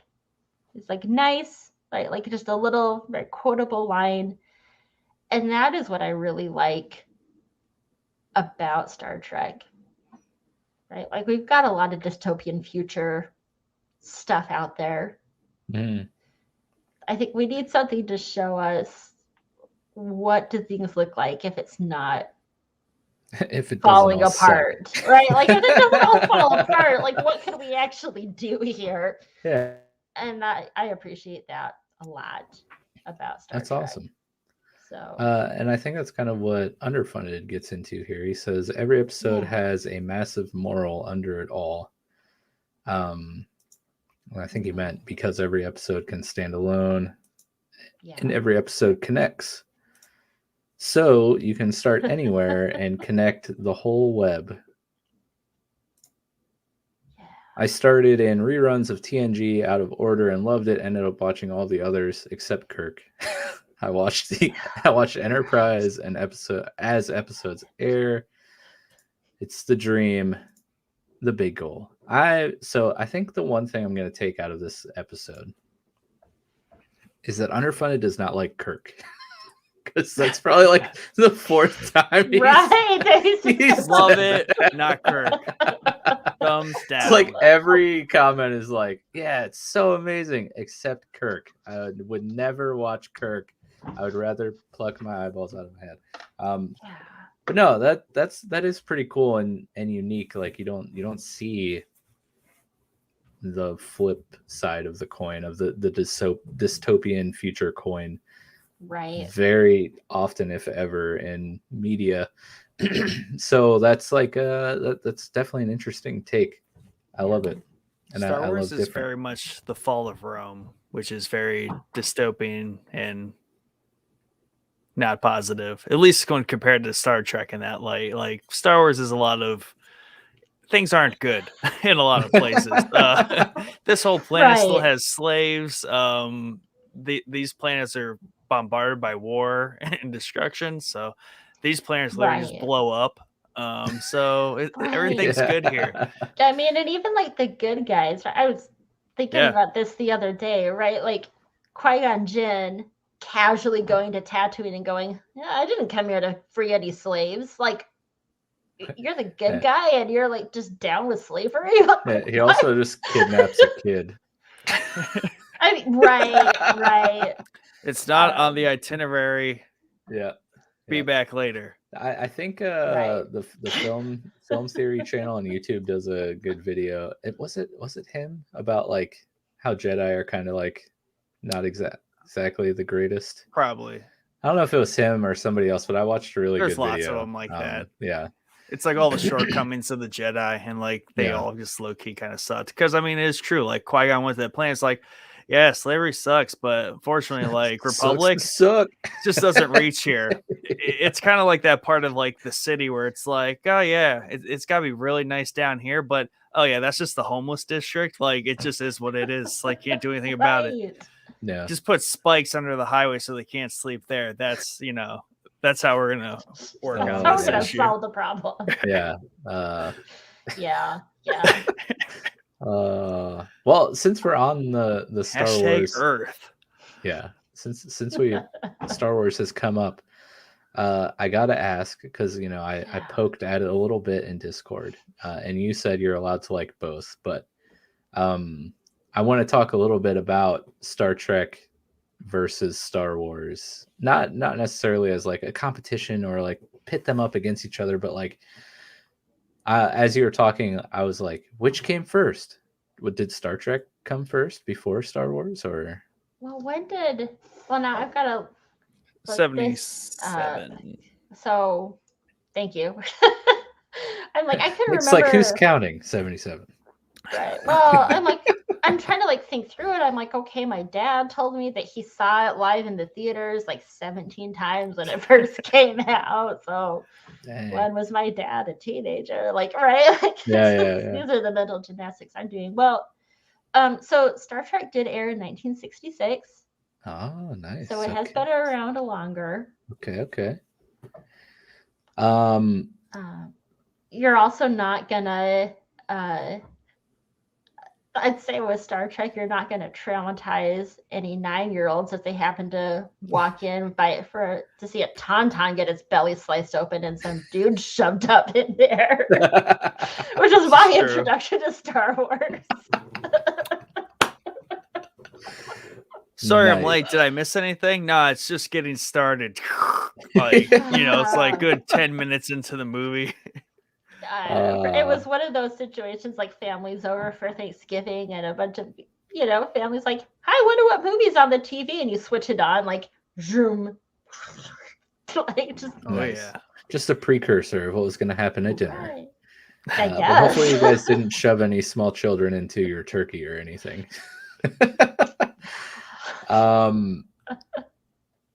So like having seen both, like where do you sit between the two? Do you have a favorite between the two, or do you enjoy them like they coexist in your fandom pretty equally? Yeah, I mean, I would say they coexist pretty equally for me, with the caveat that just by virtue of there being more for Star Trek, I do end up just watching it more because there's more available. Right. How many times have you seen, like, have you seen everything in Star Trek multiple times?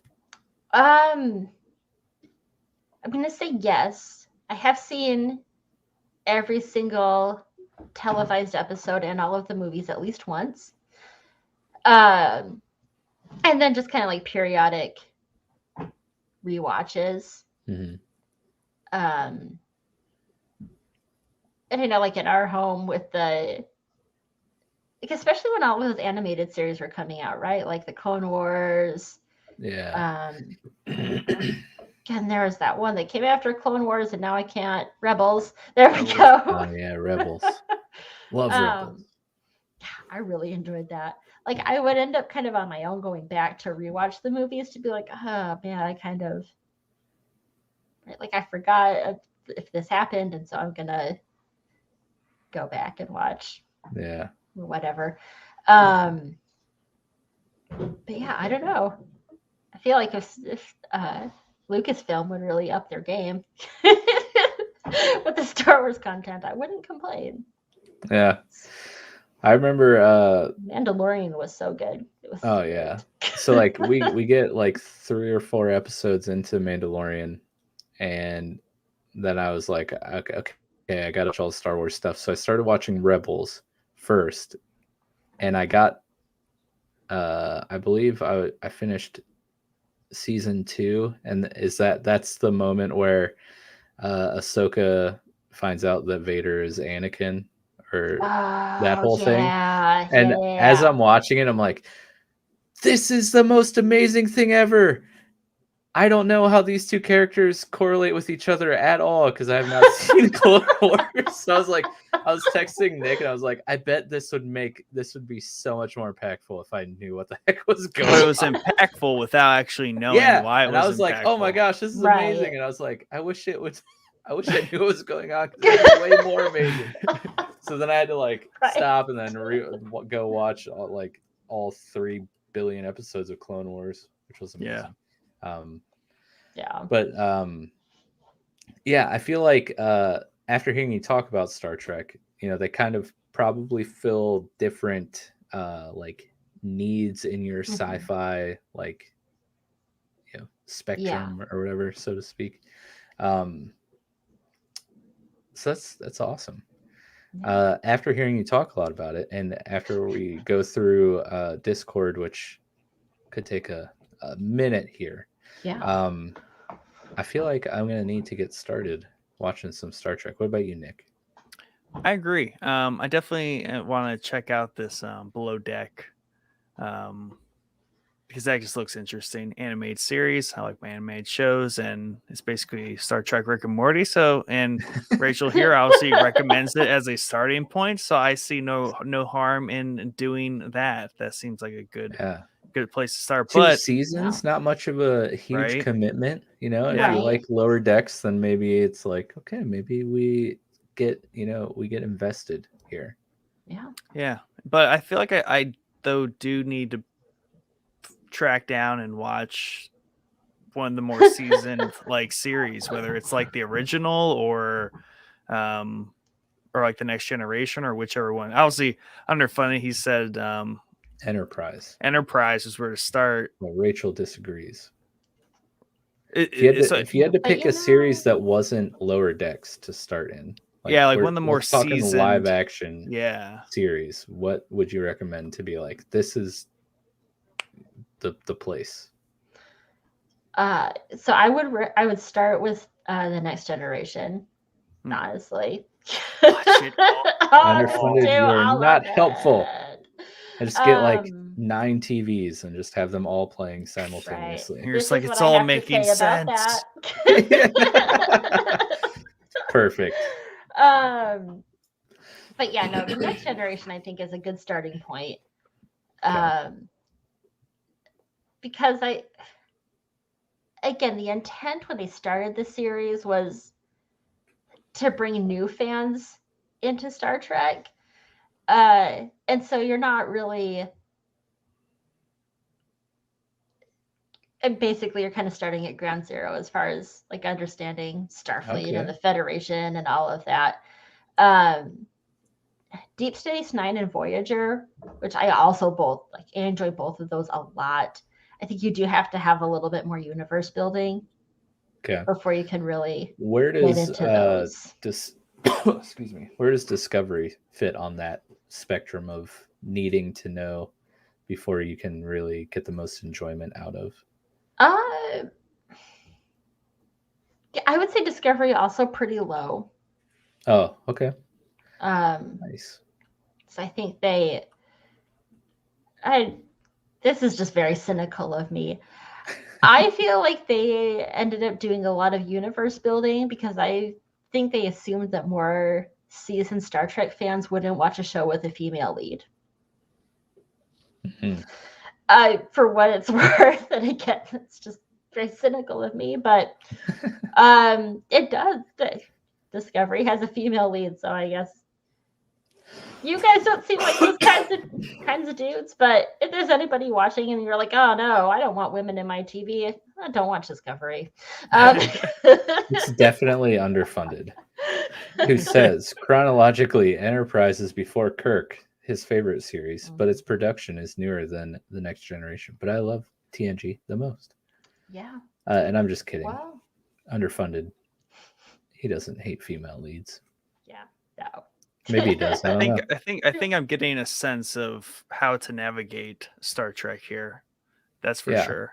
I think I will try to start with the Next Gen. Building, Discovery was also like a good jumping in point. Nice. I mean, according to Underfunded, it's all good. You just gotta watch everything. Yeah. It's true. It is all good. But, that's good to know. I think I was always worried I would stumble across like the dud of all of Star Trek for my first watch, and then I would just blow it right there. I'd be like, oh, never mind. I will. If you're gonna start with the original series, like Kirk and Spock and McCoy, it's really campy. So if you're prepared for like campy acting, then I think you'll be okay. But it is. Because then you get in with the Next Generation, right? We got Patrick Stewart, who's like a Shakespearean trained actor, right.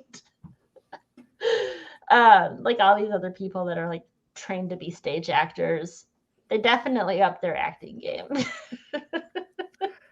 Very nice. Yeah, I think I'm gonna have to dive into this. I had to finish The Expanse, of course, but I'm only like, I think I hit the halfway point of season 5 last night, so I only have like 5 more episodes. Ooh, it's good before the new season comes out. Mid-season, the problem is okay. Oh no! Here's the thing: my backlog. Oh, there he is. Did I drop out? Yeah, you're good. You're good. Sorry. Okay, so yeah, there's so much stuff on my backlog, which makes me so sad. But I feel like I'm gonna need to bump this up the list a little bit because it sounds really cool, and I love sci-fi, space, travel, exploration, all that fun stuff, and it's just another huge franchise. Sorry, and universe for me to just lose myself in. So I have a lot of Discord things to read, so we're going to get into that right now. Tear through. Okay. I'm also going to have to weed out some of these as we go, because some of these we talked about with Rachel, like preferring Star Trek but having a gross introduction to Star Wars, which would be the Tauntaun, I believe. You're right. Yes. Troidal Power, he says, Troidal. our friend Troidal, he says, I love Star Trek. Deep Space Nine is my favorite series in the franchise because it has some of the best secondary and tertiary character development I've ever seen anywhere. Dang. The cast on that show is absolutely incredible, and way more characters get a satisfying story arc in the end than you would expect when you start it. Some of the newer stuff hasn't clicked with me much, but Star Trek is like The Legend of Zelda to me, and that even the lesser entries in the franchise still feel special. He also says, I loved Star Wars when I was a kid, but now I like Star Trek way more. But I also co-host a Star Trek podcast where I frequently make fun of how silly it is. So, yeah. Isn't that true love, though? When you can love a thing and still laugh at its flaws? Yes, I would agree. And also, if you were here at the beginning of the episode, you heard the ad for his Star Trek podcast. So, yeah. Which I really appreciate that ad because it's so self-aware. So I particularly love the line where it's like, if you want to listen to these goobers talk about Star Trek. So great. It is a great ad. I'm just not going to read your comments, Rachel, because I feel like that would be super awkward to read what you say while you're sitting right here. So, yeah, you want to talk about rewatching Deep Space Nine? Yeah. So, Deep Space Nine is one I've only seen it once. And people keep talking about how well it holds up. I was like, I really need to dive into this again, and holy crap, it holds up way better than I would have even better than I would have expected. As a person that does sleep, I'm a slow watcher of television. So I'm still in the first season, but even in one of the first 3 episodes, there's this plague that breaks out on the station, and the whole station has to quarantine. This sounds super familiar, I think, probably to all of us. And I'd completely forgotten about the episode, but there's one captain, right? Because it's a space station, so ships stop and they go and whatever. It's a captain of a ship who's docked there. He's not happy about this quarantine. And he's basically like, whatever, you can't tell me what to do. And he tries to leave and almost destroys the space station. And I'm like, well, look at these guys in 1995, basically. Had a Simpsons episode, basically. Predicting the future. So, onto your station point here, he says, yeah, it's like a space station rather than a single ship, so it has that additional dynamic. Yeah. Very cool. There's something about space, like we talked about during Halloween, our October stuff. Just about how scary space is, just because of the isolation and just being stuck on a space station or a ship, a single ship. If there was some crazy outbreak of something, it's not like you could just hop outside the station or right, you're stuck there. Or if you're on a ship, what are you gonna do? If you leave, you got to get somewhere, because it's not like Earth where you can just kind of leave and just wander the planet, right? And and you should be okay for the most part. Whereas space, you leave, you gotta get there. Mm-hmm. Or you're gonna run out of air and you're gonna die. Yeah. And they do some real solid commentary on racism. It gets brought up again in Lower Decks because the Bajorans, where the space station is, exists in space. Bajor is the planet right by it. They've just spent 60 years fighting oppression by a colonizing force. This is sadly all stuff that still applies to the world that we live in today. So, yeah, holds up well. Yeah. Shoot, what was I gonna say? Something popped in and then popped right back out. So never mind. So yeah, Chortle then says, "I like it best when Star Trek gives me hope for something to or hope of something to strive for." Underfunded says, "Dude, I love Star Trek. Big hype. I can't do Kirk. Huh? Haven't heard that enough tonight. It's too old quality film and acting for me, but literally everything else is solid gold." I love Okay, so how Kirk Gene- is a movie or multiple movies? Kirk is a character. Captain Kirk. So he doesn't like anything with Captain Kirk in it at all, is what he's saying? Seems like it. Okay. But he says it's too old quality film. So I feel like he's narrowing in on something specific Kirkish. Okay, from the original series, he says. Okay. Yeah. That Kirk. You don't like Yep. that guy in Yeah. that series. He also says Data gets a lady friend. Whoa. That was super progressive. Yeah, but could Geordi ever get anybody though? No, he couldn't. I don't know what any of this means, but I'm just gonna shake my head. There's a in character named disapproval. Data. That's interesting. Okay. He's an android. Oh, okay. Dater.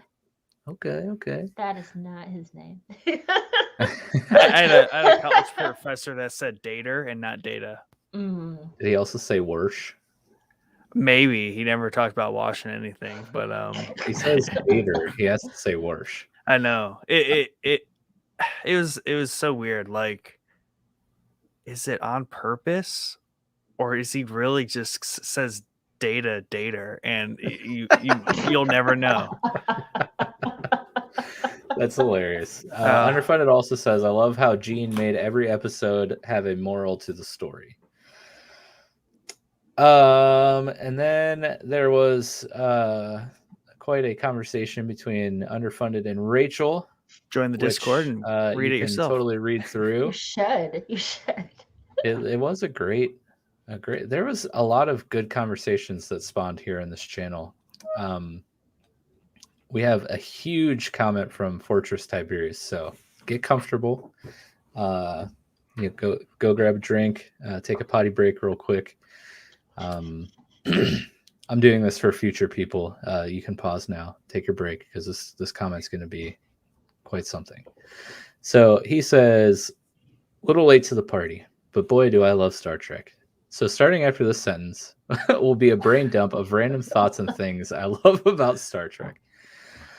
The Next Generation is for sure my favorite, and Deep Space Nine and Voyager are a toss-up for number 2. While I love TOS, The original series for what it is, I don't know what I would ever do a rewatch of it. I've only seen the first 2 seasons of Discovery so far. The first season was just okay for me, but I found myself enjoying the second season more. Still not close to the best of Trek, though. But my favorite Trek is more, quote, monster of the week style. I like the season-long threads to be more in the background of the series and the day-to-day to be up front. I think that's why I can't put Deep Space Nine ahead of Voyager in my list, since they had more of season-spanning storylines. I've watched the first couple episodes of Picard, so we'll see how I enjoy the first season. I really want this to be good. I can't wait for Strange New Worlds. I really liked Anson Mount as Pike and thought it was neat how season 2 of Discovery tied back to Pike's story from the original series. Also, I'm really interested in seeing where Prodigy goes. I thought it fitting they brought Janeway back as what seems like a sentient hologram, much like the Doctor from Voyager. Side note, I'm currently reading the autobiography of Jean-Luc Picard. Did I say that right? It's Jean, because he's French. Jean, which I'm really enjoying. So there's first half of the comment. So is there anything that caught your fancy there that you need to comment on before we move on? I could not agree more about Picard. That first season was great. I thought that their solution to keep him around for a little bit longer than we would have expected was excellent. Nice. I know, like very early on in our Discord, there's been many conversations between you and Fortress Tiberius about Star Trek. I think I remember a pretty lengthy one early on, but he loves Star Trek, and so do you. So it's like just a conversation made in heaven. So there's my brain dump. May have more thoughts to follow. Oh, haven't said anything about Enterprise. It was okay. I appreciated how they tried to explain the different appearance of Klingons in the original series compared to the Next Generation. I feel like I'm getting the hang of these abbreviations. You're doing awesome. That was not part of his comment. That was part of my comment. And I felt like the whole story arc involving the Xindi, Yep, you've got it. very nice, was way too long and just kept dragging on. Also, since he was mentioned, loved Rom's arc and character development in Deep Space Nine. And this is probably an unpopular opinion, but also a fan of Vic Fontaine.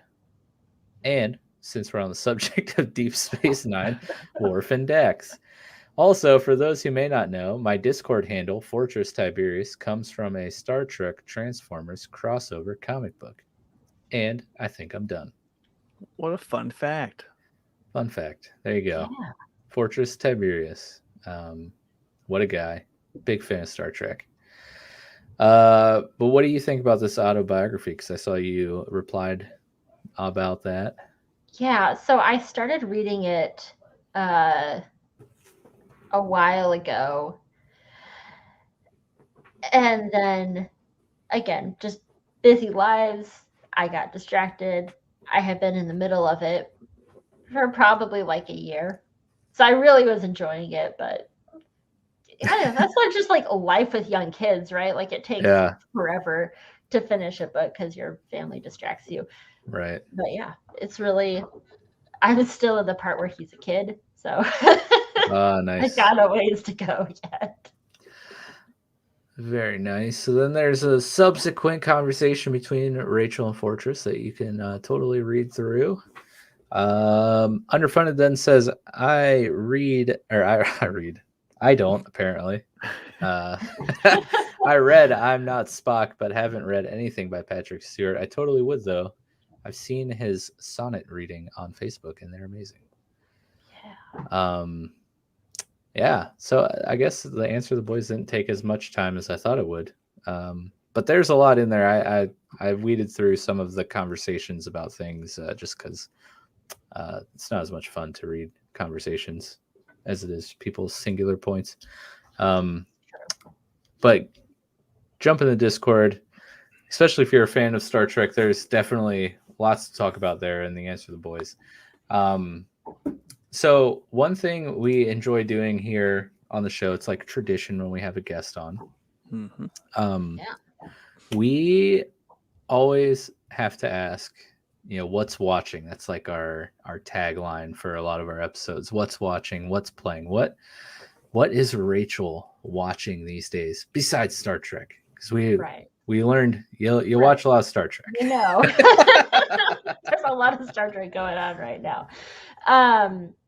So in addition to that, we are also doing our semi-annual watch through of The Lord of the Rings, complete with appendices. So we're watching, we just finished the appendices for The Fellowship of the Ring. Nice. So now I'll move on to Two Towers and all of those appendices. So, and I think at this point it's fair to say that maybe doing this in preparation for the new Amazon Lord of the Rings series that's been announced. That's a good point. So might need to do that. Yeah. So, and I've never read any of the books. So,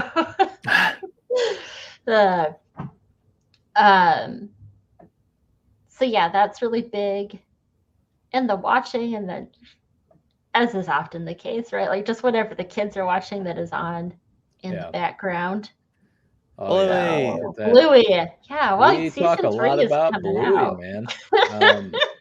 No, I freaking love Bluey. It's like the best kids show ever.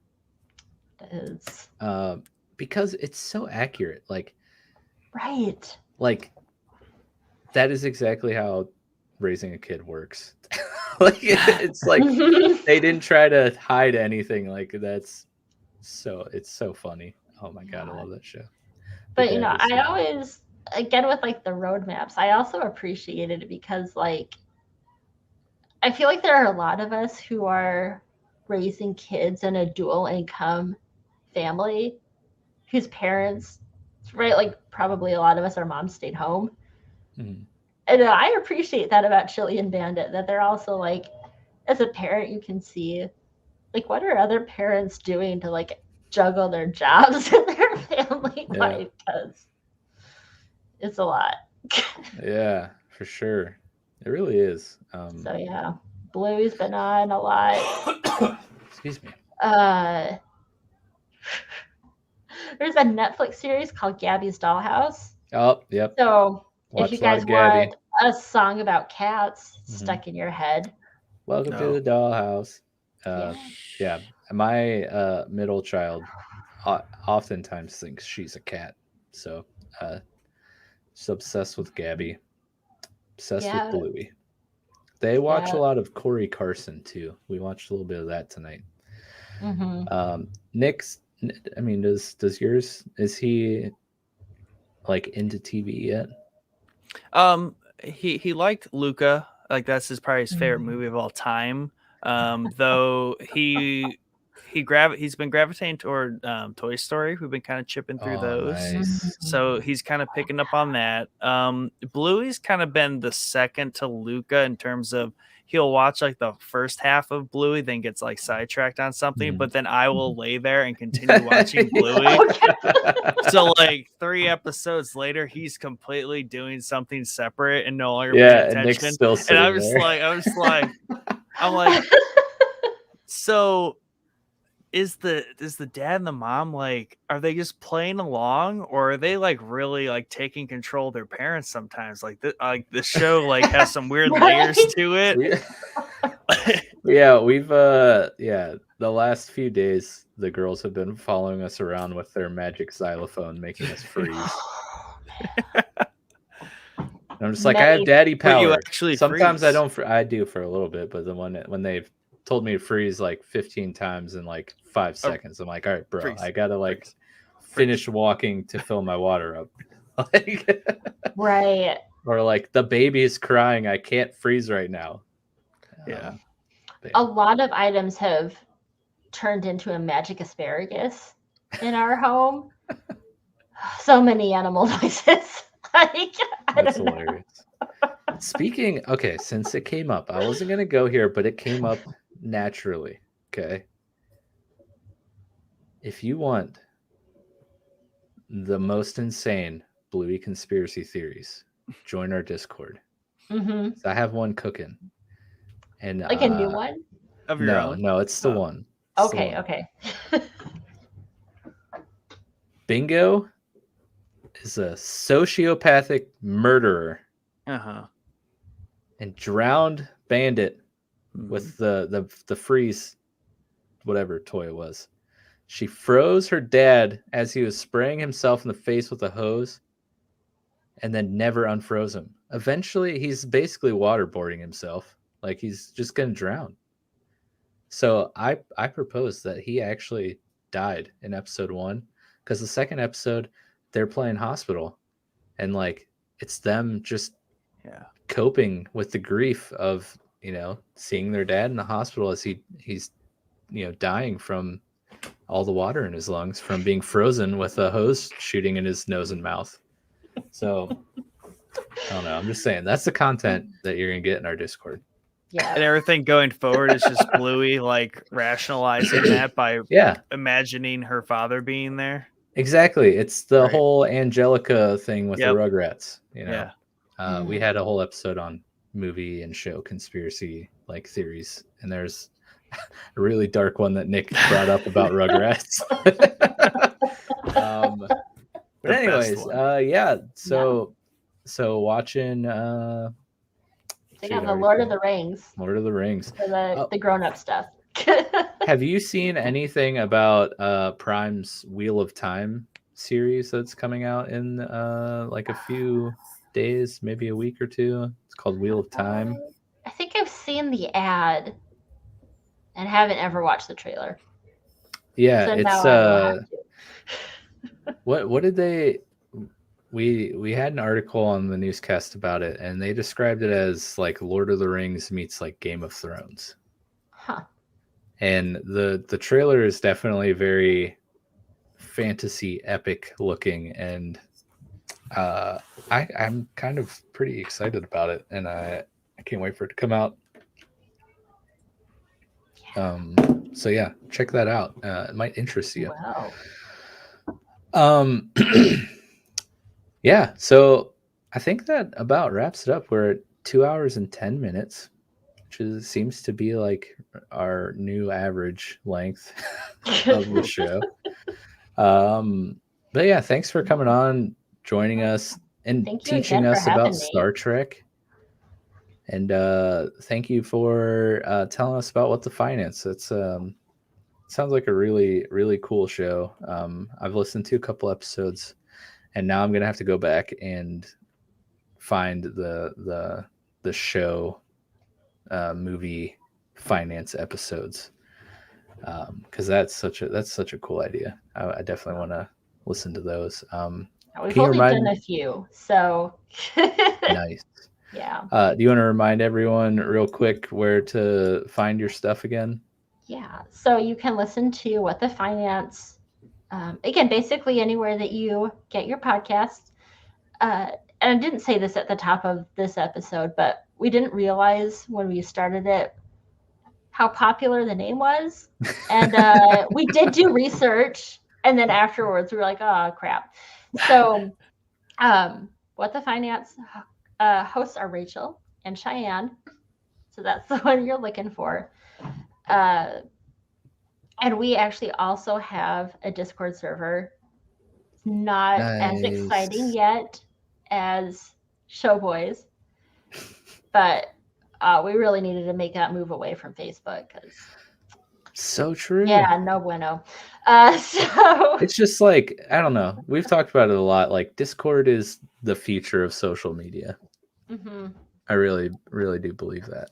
Community-driven social interactions. Yeah. Yeah. But yeah, so you can listen to our show anywhere you get your podcast. And our Discord server is What the Finance. Perfect. I must join. I want to talk about finance stuff in a Discord server. Yeah, you should give us chat us the link to your Discord server, and we'll put it in our episode description so people can do that. Jump in there. Nick, do you have anything that we need to plug before we get out of here? I don't think so. We are hot off a busy Spooktober, and we are kind of getting back into the groove of things, but we are gearing up obviously for the holiday season. And what I always like to loop in there is, Star Wars season. Even though it's a Star Trek episode, Star Wars season is on the horizon. And we have some stuff in store for you all in and around that time. And conveniently, one particular episode I'm excited about. Yes, that should be a fun one.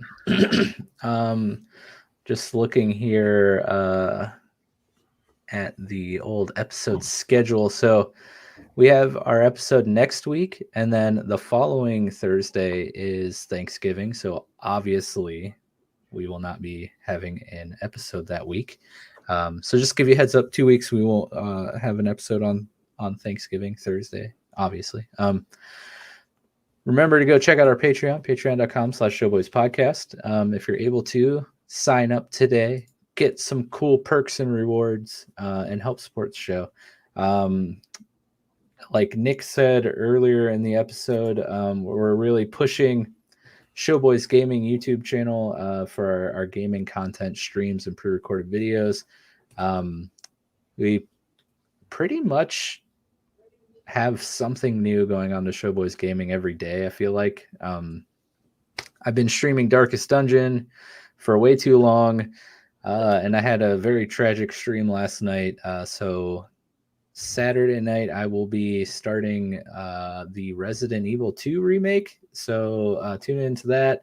Nick's been pumping out some great quality Civ 6 content, and then just put out a new short little video showing off this really cool mod for Valheim that upscales the graphics to like 4K, like HD, and it looks gorgeous. So go check out that video. Excuse me, I'm like choking over here.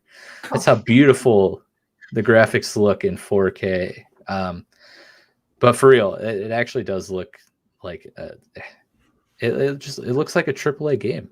I settled on it. It for sure hits the bar of like Skyrim, like peak Skyrim, like right about in that wheelhouse, which is a pretty decent upgrade for the otherwise low res look of Valheim. Yeah, and it's not that. I mean, I like the original graphics of Valheim. I think there's something endearing about them. But seeing that video of you playing with this mod is just like, holy cow! This is beautiful. So go check that out. Otherwise, we'll see you next Thursday. Check out Rachel's stuff, her podcast, What the Finance, and her Discord, which will be, we'll have links to both in our episode description.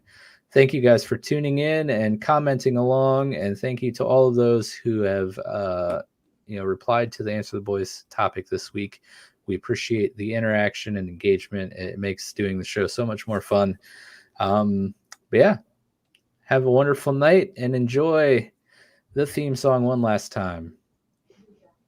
See you next week. Peace.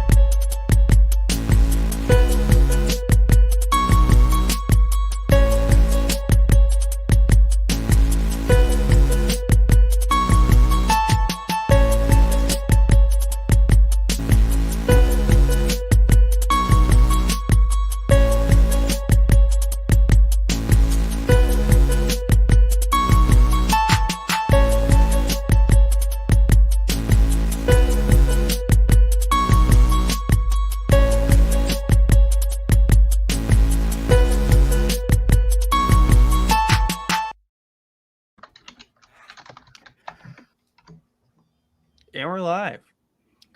Yeah. All right.